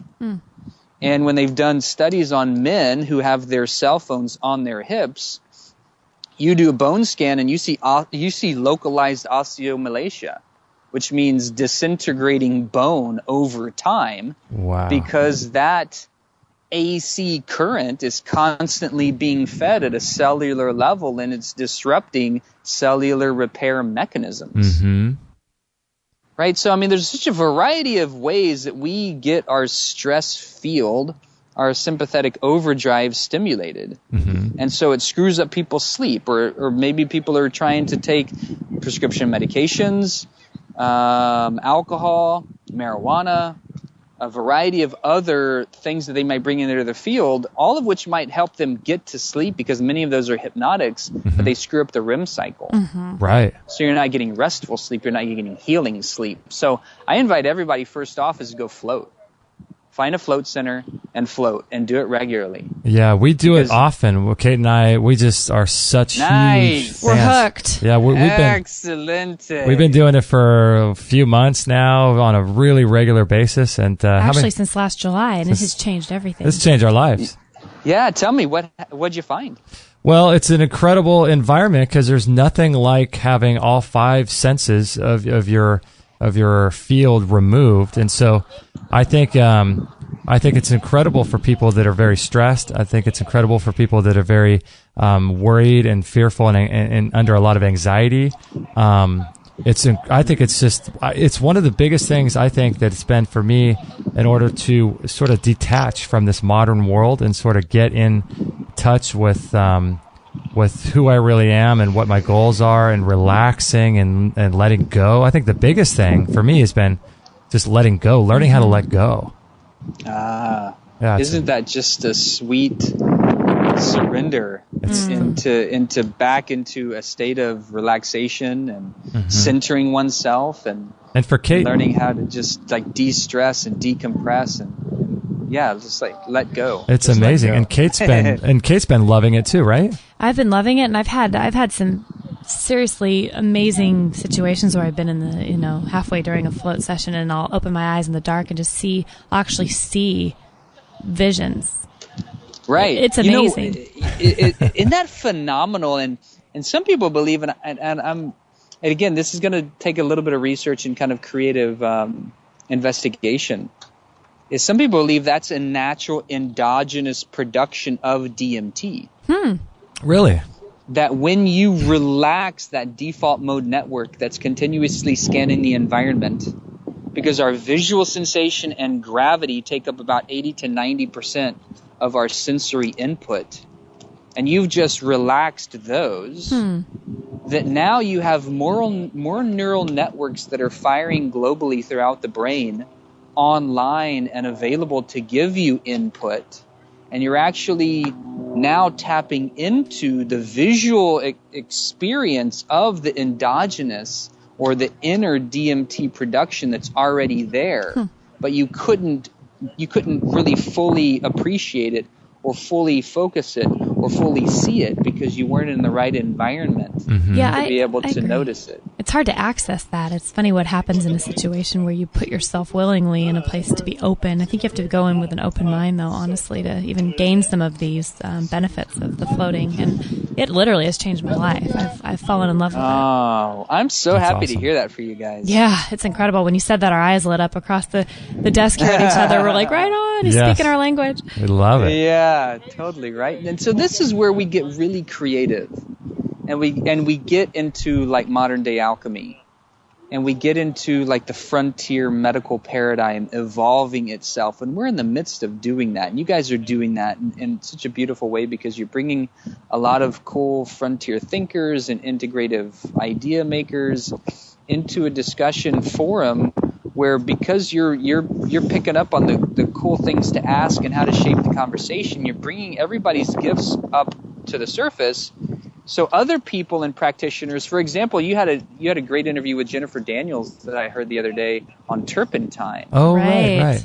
Yeah, and that was phenomenal. I was so intrigued about that, and I was thinking, man, this is like you were talking about.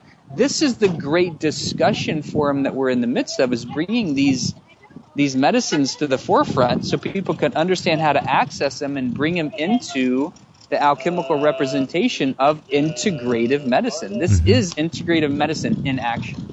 Yeah, it's being open and willing to try things that have been around on the planet for thousands of years, and being willing and aware, and just opening up our minds to potentials that never existed before, or at least we didn't think they existed before. But now people are waking up, and it's just awesome to see what's available, you know? Yeah. Yeah, we're so privileged to have this kind of information readily available, and then to be able to access these kinds of different experiences firsthand. Like if people do get, for example, motivated to get off medications and they want to find an integrative psychiatrist, there's more of us becoming available and online and being educated on how to do this in a good way. Or if people, once that happens, they want to go down to the jungle and they want to have a personal experience themselves, and they know where to go. I love it. And again, you need to have a coach or somebody to point you in the right direction, because particularly for the entheogenic and the psychedelic work, it's super important to find people who know how to do it well. And then prep well. And there's 3 phases of the science of ceremony. It's preparation, experience, and integration. And most of the people going through the psychedelic experience are not integrating enough. So they keep coming back to ceremony because they're not getting the benefits that they were hoping for. And it's not because the medicines aren't working. It's because most people aren't doing the integration work. I see. What does that consist of? And if we're talking about like sustainable practices, sustainable living, like everybody's recognizing that Gaia doesn't need us. The planet doesn't need us. We need the planet. And if we're going to be here for generations to come in a good way, then we need to remember and start practicing how to do that in a sustainable fashion. So if you just look at the medicines themselves, not everybody's going to take ayahuasca, and that's good because not everybody's ready. And it's because there's not enough ayahuasca to go around. Right? And so you could make the argument of quinoa or maca. You know, in the Western kind of like drive for the new superfoods and the new this or the new that, now the local peoples themselves can't even afford quinoa because of the Western demand. The local peoples themselves are now having their maca production or the cacao production. There's supposedly only like 2-3 years left to cacao available. And some of that's because of disease, and some of that's because of the Western consumption. We're driving the market past its point of sustainability. Yeah, we're making it challenging even for the locals to get their own medicines, you know? Right. So if we're going to do this in a sustainable way, then we have to have people maximize the gains from any particular one ceremony. And that primarily means accessing it well, preparing well, making sure that the people that are offering it are doing it in a good way, and then integrating well. And integration means a variety of things, and part of that includes finding the right support system to help the new kind of shift in trajectory, the new shift in consciousness really take hold, because the ceremony itself is the seeds of potential that have been planted. And that's what seeds are. Seeds are all potential. seeds aren't the finished product. Seeds aren't the fruit. Right. So the whole life cycle of that, once the seeds have been planted, these seeds of potential, you have to give the seeds the right environment so that they can sprout, grow, fruit, and ripen. Mm-hmm. And so that means finding a supportive network for people that are going to appreciate the experience that just happened and not ridicule it. Mm-hmm. To cultivate meditation and mindfulness and time to really be able to solidify that experience. Meditation is an amazing ally to the medicine path. Mm-hmm. And many of my early meditation teachers ridicule using entheogens and psychedelics. But isn't it interesting that many of the contemporary gurus, so to speak, in Western meditation and Western spiritual philosophy got their start, got their first primary epiphany through psychedelics. Uh-huh. Ram Dass, Jack Cornfield, many of the early heavies in the field of meditation and this more contemporary spirituality were stimulated in the 50s and 60s through their own journeys. And then once they saw what was possible, they knew that there was another way to access that. And that's another cool thing about the medicines, too, is that they give us the potential. They tell us, they show us where we can go. They don't do the work for us. The work for us to do is to understand how to create and cultivate that in our own lives. And meditation is such an ally in doing that. Meditation means a lot of different things for a lot of different people. To be honest, I have a meditation practice now that is more like a walking meditation throughout my day, that I try and cultivate that throughout kind of my daily routines. I'm not so much for sitting down on the cushion for 30 minutes at a time. I've done that in the past for months and years at a time, and that worked for me at a particular stage. But now that I'm traveling much more and my life's a little bit more hectic and on the go, I've been a little bit out of my kind of more sit routine, but the opportunity has been to take my meditation off the cushion and use it in my life. So there are a variety of ways that our own lives unfold and evolve, and tradition unfolds and evolves. And so our personal perspectives and what works for us now, like I was raw vegan for 5 years, and that worked for me at the time, but eventually my hormones just continued to get weaker and weaker, and I needed more of a strength kind of yang based kind of nutritional profile to help support the mission. Like if I'm going to be here to share information in a good way, if I'm going to be traveling this much to share information and explore in a good way, then I need to have a bit of a more yang-based nutritional profile. So for what did work for me for a while, and I'm glad I did that because it was really good for my mind and my spirit, but it wasn't so good as the raw vegan diet is the best cleansing diet, no doubt, consistently. It's not the best maintenance diet for most people.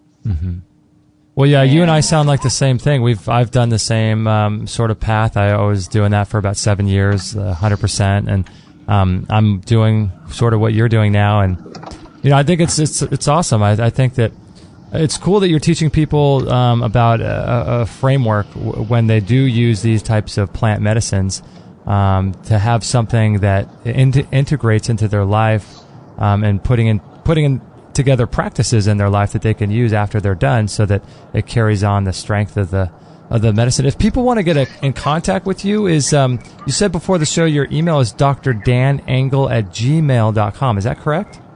Yeah, drdanengle@gmail.com. drdanengle@gmail.com. And is the best website masteryinmedicine.com? Masteryinmedicine.com is the blog site. It has a bunch of different articles on there. I haven't contributed to it in a while, just again because I've been traveling a fair bit.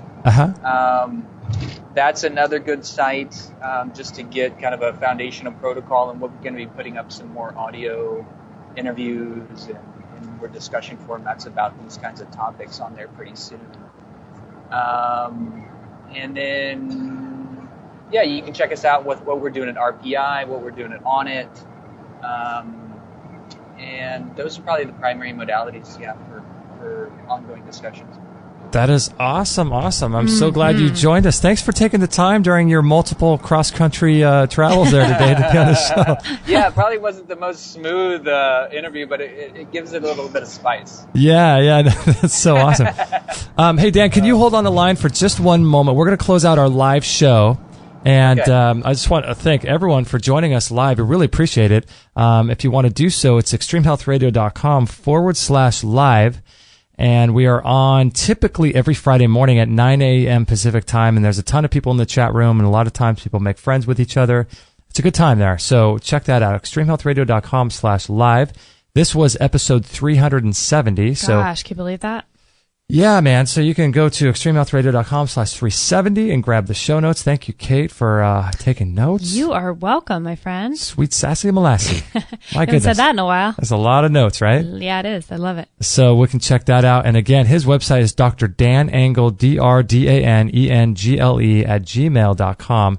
And masteryinmedicine.com, rpinstitute.com. We'll put links to all of these things on that show page, 370. So we appreciate you guys in the chat room. We appreciate it so much. And we'll catch you guys on the next episode. Awesome. Right Thanks, on. Dr. Dan. Appreciate it, man. All right, you guys take care. We'll talk soon. Okay, Sounds thanks a good. lot. Bye-bye. Okay, bye-bye. Okay, that was a pretty fascinating show, wasn't it? Whew.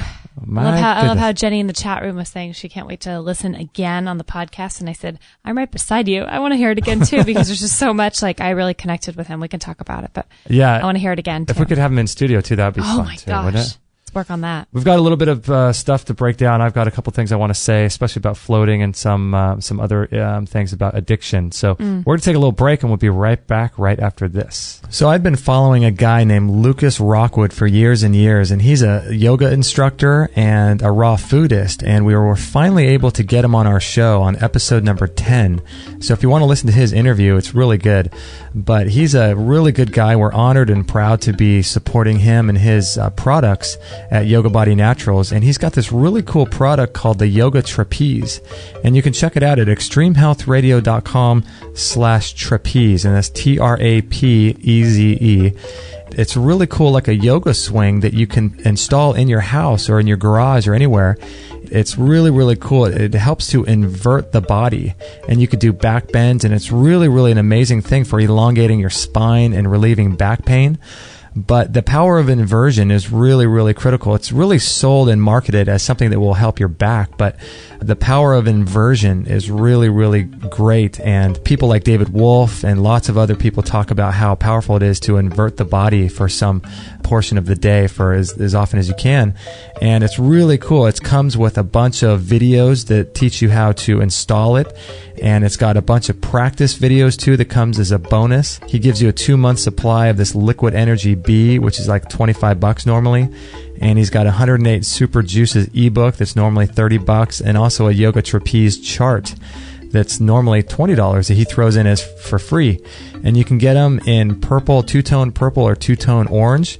And the cool thing is that you can try it for just $1 for 30 days. And it's really, really a cool thing. If you go to extremehealthradio.com/trapeze, you can learn more about it and watch the videos of him using it and demonstrating why it's so good and all of that stuff. So if you're interested in that kind of thing, elongating the spine and using inversion to help heal your back and to have better posture and all of that, it's really something that you should look into. But before you look into it, listen to our interview with him in episode number 10 and just learn more about him and what his work is all about.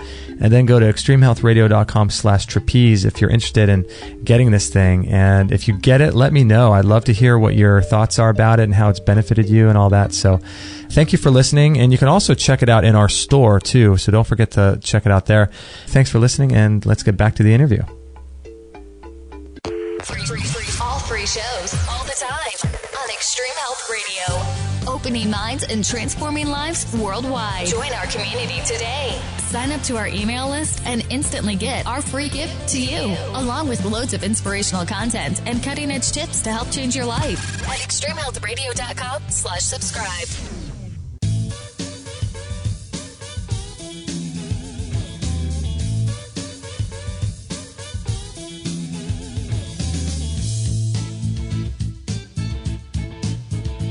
Just like that, there you have it, an hour and 42 minutes, I think that was. Holy Toledo. I know. Or should I say holy burrito? Holy Sticking with the burrito. Mexican fiesta theme. The Mexican fiesta theme. I know, right? Right? That was crazy. Time flies. Time does fly. So you hadn't heard that much about Ibogaine. You've heard a little bit about it, but never really looked into it too much? I haven't really looked into it too much. It's funny. You know, the me 6 years ago, you would have said anything. What? Iboga what? Like DMT what? I know, right? Even just being open to finding out what these things are. I surprise myself. I get surprised so often what it is that interests me or what comes across my path as a possible help for whether it's emotional or physical healing or both. Yeah.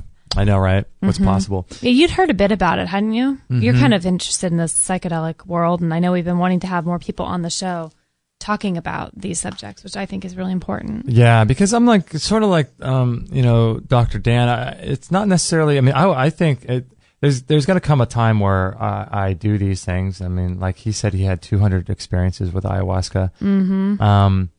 It's like one of those things in your life where you just know that you're on a crash course for something and there's nothing you can do. At some point, I'm going to try that, and it's going to come. You mentioned that to me the other day that was something you have on your list. Huh? Yeah, it's going to happen. You know what I would really love to do is sort of mix a little bit. I didn't want to ask him this question. I was really curious because he was talking about floating, and I wanted to find out. Excuse me. I wanted to find out if he had ever done anything like that in regards to combining it with floating and sensory deprivation. But I didn't want that to come across as something to the listeners as something that's where you sort of take lightly the process of taking plant medicines, because it's a very sacred thing, you know. It's a very I love how he kept saying the word ceremony. It's very ceremony. You know, there's a lot of ceremony and ritual to it, and something people have been doing for thousands of years. And I didn't want it to come across as something that was not taken seriously. But I know people do combine those things. But like he was saying, it's probably the best to do something in a controlled environment and go and have, do it right, you know. But it would be very interesting. Could you imagine combining the sensory deprivation with something like, probably not an ayahuasca, because in that situation, sometimes people are throwing up because it's very purging, but maybe something like DMT or something where you're, combining it with something like sensory deprivation. Could you imagine what you would see? My goodness. Flying through wormholes in the middle of space, seeing clowns and leprechauns. That would be like kind of how Joe Rogan described it. Did we ever post a link to his show describing the float tank? I think we did. So. We'll do that. Yeah.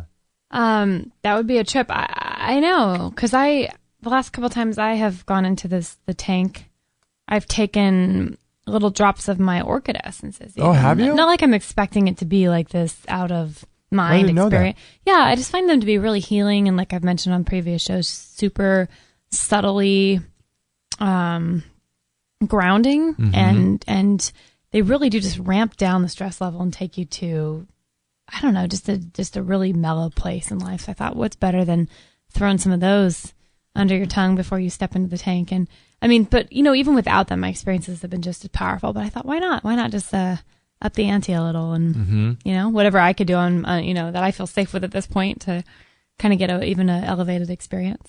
It's pretty cool. It's the tank, I would highly recommend you searching for a location in your area if you can.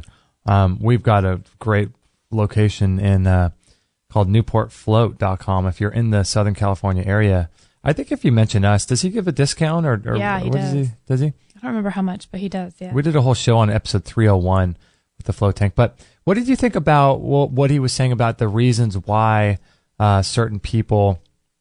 I'm sorry, not certain people, but psychedelics are illegal. Do you think there's more to what he was saying? Because I think he said one of the things was people are just uneducated, which I agree with. But then also he said that, I think part of it is that people would participate less in the machine. The consumption of Dancing with the Stars and these the Kardashians, just everything not everyone, but many people seem to be busy. Just sucked into these wrapped up wacky things. Do you think that, I've never done them before, but if you were to do them on a consistent basis, I wonder if you would just start to realize like the light bulb would go off and you'd be like, this whole thing is just completely fake. It's like, what is happening in our society?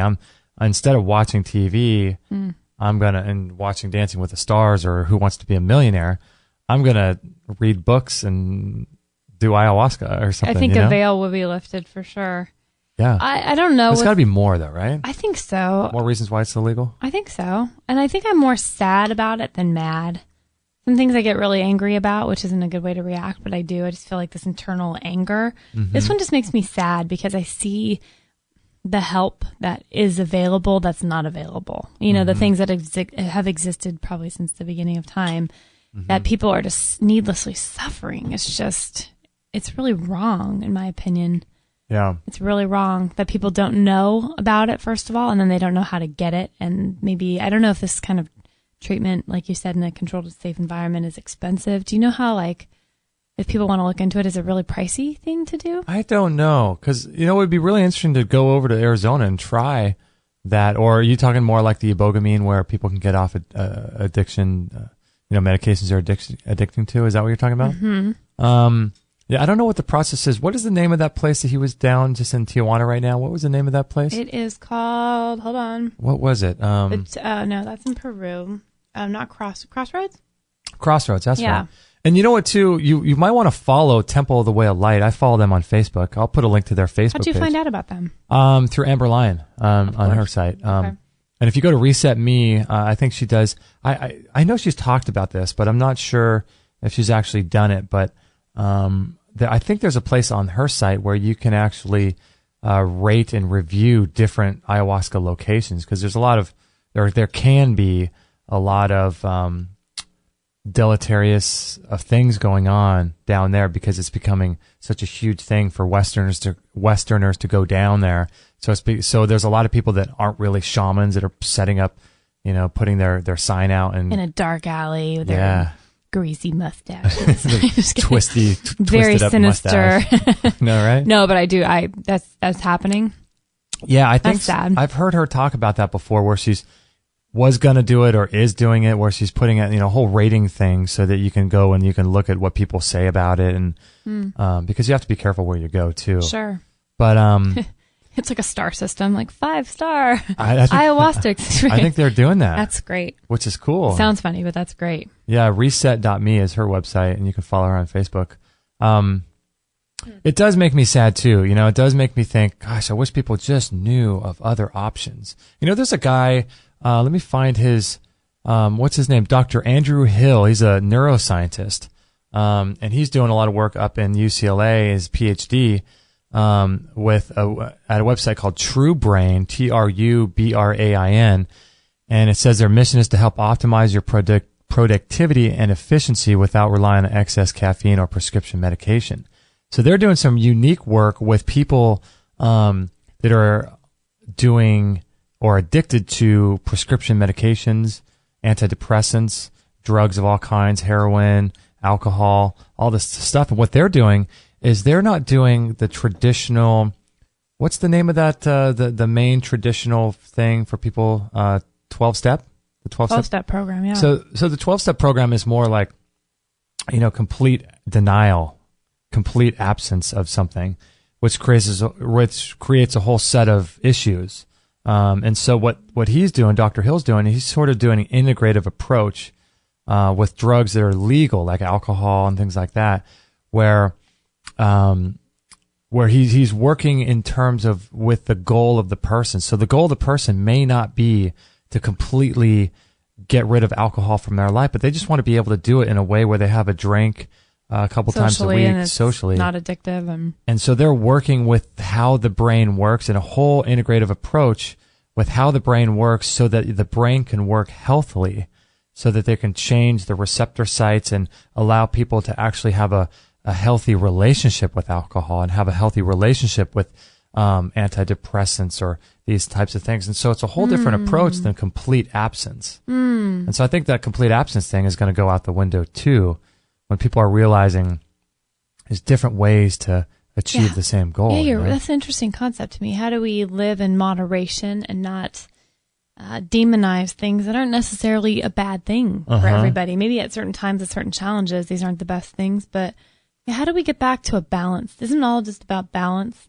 It's almost like, though, it's hard for anyone in this society to, well, it's the lives we live that are, we're trying to escape, I think, half the time or more than half the time. But it seems like when somebody opens a door on something, they can't just crack it. It has to be this full flood of just floodgates open. Mm-hmm. It's hard for people to balance. Like, why can't most people have, a glass of wine every other week with dinner and really enjoy it, or even a little bit more than that? But it seems like most people I know, including myself in the past, didn't have that healthy of a relationship with alcohol, And a lot of it has to do with our upbringing and how we're raised, and how if something is denied to you, something is told that's bad, it's evil, it's like, obviously you want to try it. Of course. But then, he's working with getting people's brain to work correctly and to do different protocols to help people have a healthy relationship with things.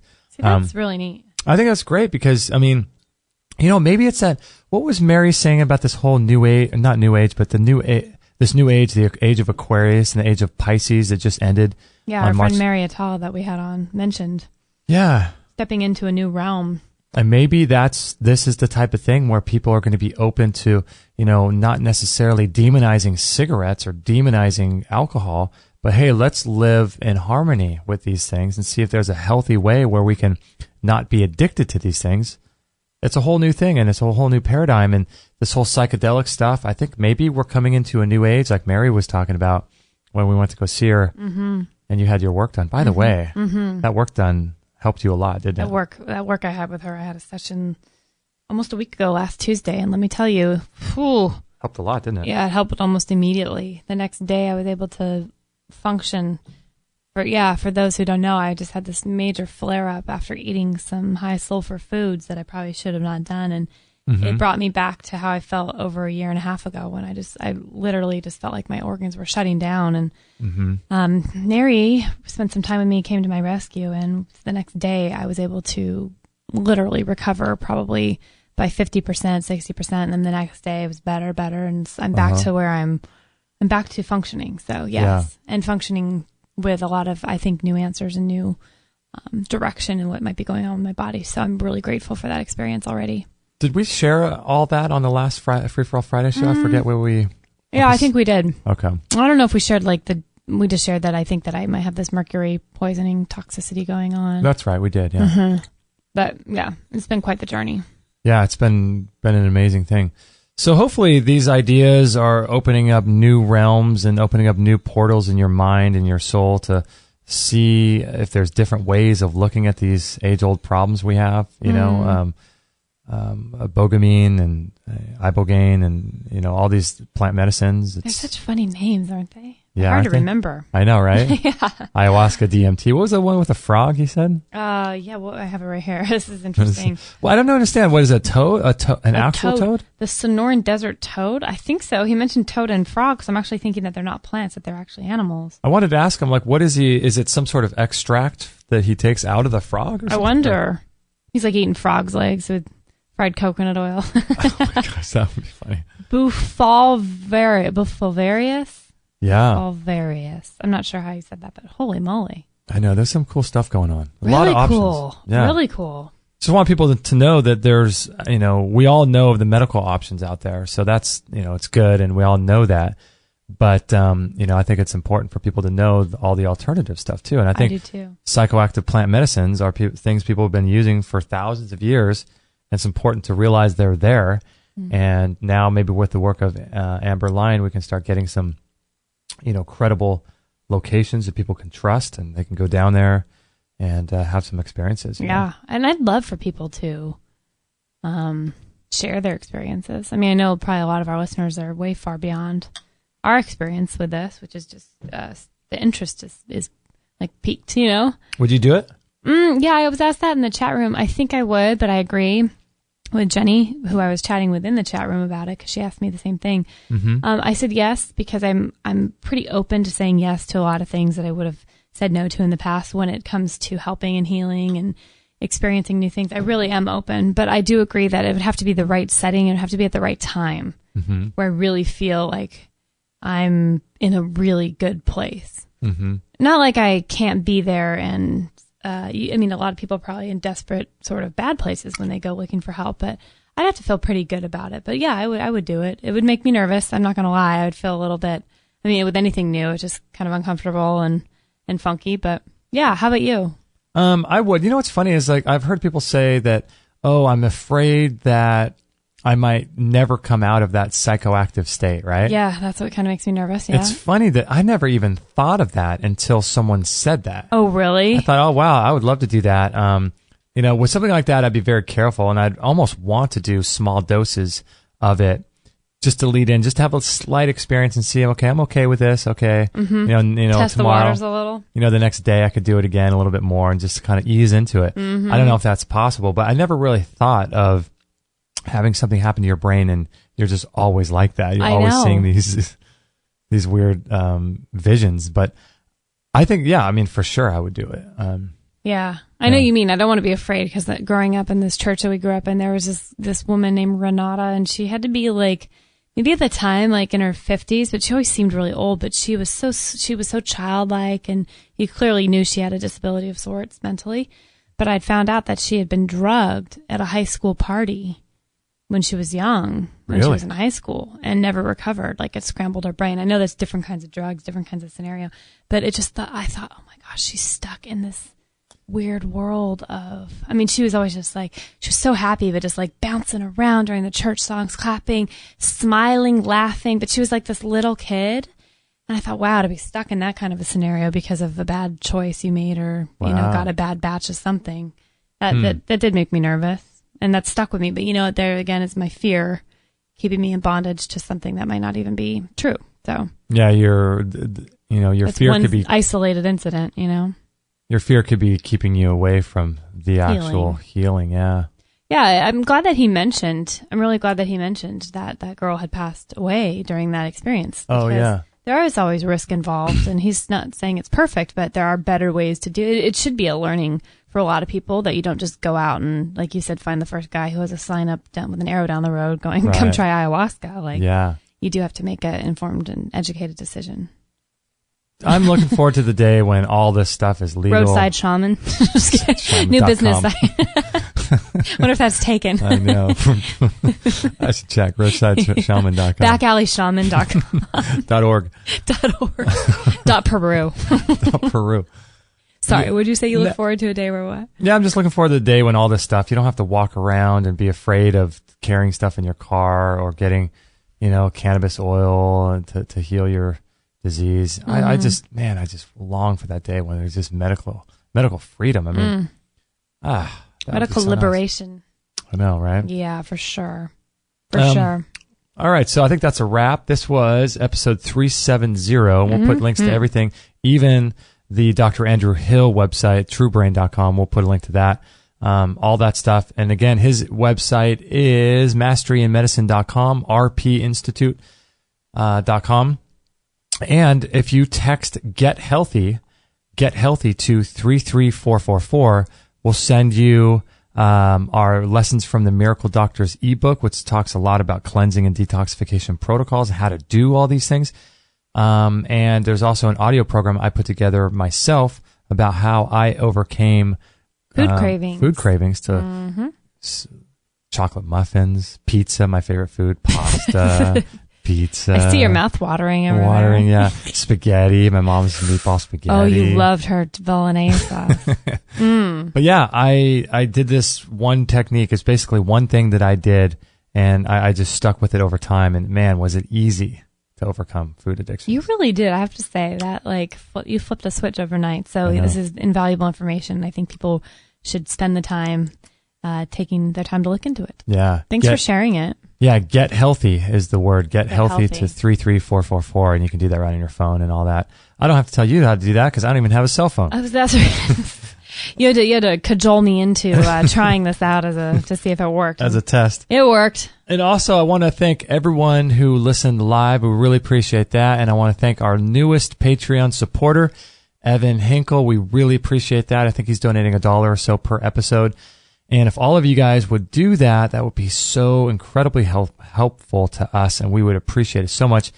Today we've been on the air for 2 hours. It takes a long time to do these shows and to make this information available freely for you guys. So if you can support us on a per podcast basis, you can sign up. If you're logged into Facebook, it takes you 2 seconds to create an account on Patreon. So you can do that at extremehealthradio.com/support.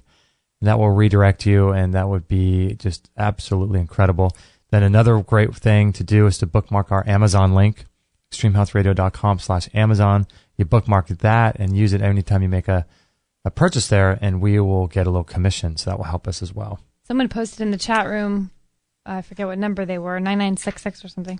Oh, yeah? If you want to order a book, they mentioned a book, a really great book on ayahuasca called The Wizard of the Upper Amazon.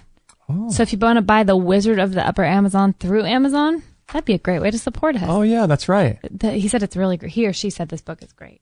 Yeah, just all you got to do is make sure to bookmark the link and then use it every single time you make an Amazon purchase. And that really does help us. It's weird to think, but it really does help us a lot. So we appreciate that. Oh my gosh. You okay I was fighting with that the whole time. Sorry. I saw your face. I should have taken a picture. That's the most unflattering thing to do. I'm sorry. Oh, my goodness. I rarely sneeze. That was a very, what do you call that? Not healing, but. Don't sneezes feel good when you do them? Oh, it feels amazing. I feel rejuvenated. This feels so good, doesn't it? Sorry, guys. All right, everybody. So, yeah, consider supporting us, writing us a review on iTunes, doing the Amazon thing and Patreon. We really appreciate that. And can you guys do us a favor and please share these shows with your friends? Oh, yes. Either by Facebook or emailing. If you gain anything out of any of these shows, if you guys could do that for us, we would really appreciate it, because that is the way the information gets shared around. We don't, unfortunately, we feel like a lot of people do not share our shows for some reason, and we can't understand why, because we feel like they are information that the world needs, that everyone needs, and it could end up saving a life. So if you guys could just really do us that favor and treat it really serious and share our shows as much as possible, and just really help this Extreme Health Radio message get out there and somewhat go viral. We really need to grow in 2015 in a big way, and that's been one of our main objectives, and we really need you guys in order to do it. So if you guys could step it up and start sharing our shows, we would be so grateful. Yes, definitely. We would really appreciate that. And, we just want to let other people know that there's, options for healing. That's our whole goal. That is the whole goal. Yeah. So get it out there so more people can get healthy. Yes, definitely. All right. That's about it, right? That is it. And no one can see, but I am bowing a little namaste. Thank you, everyone, for joining us. A little namaste. That was fun in the chat room. I love it. All right, everybody. Thank you. Episode 370 is in the can. In the can, Dan. In the can, Dan. So we'll catch you guys on the next episode. Hey, everybody. This is Josie, Justin's mum. Don't tell him, but I know he would absolutely be really happy if you would sign up to his free weekly newsletter. And don't forget to share this with all your friends. This is the buzzing bumblebee signing off. That's so good.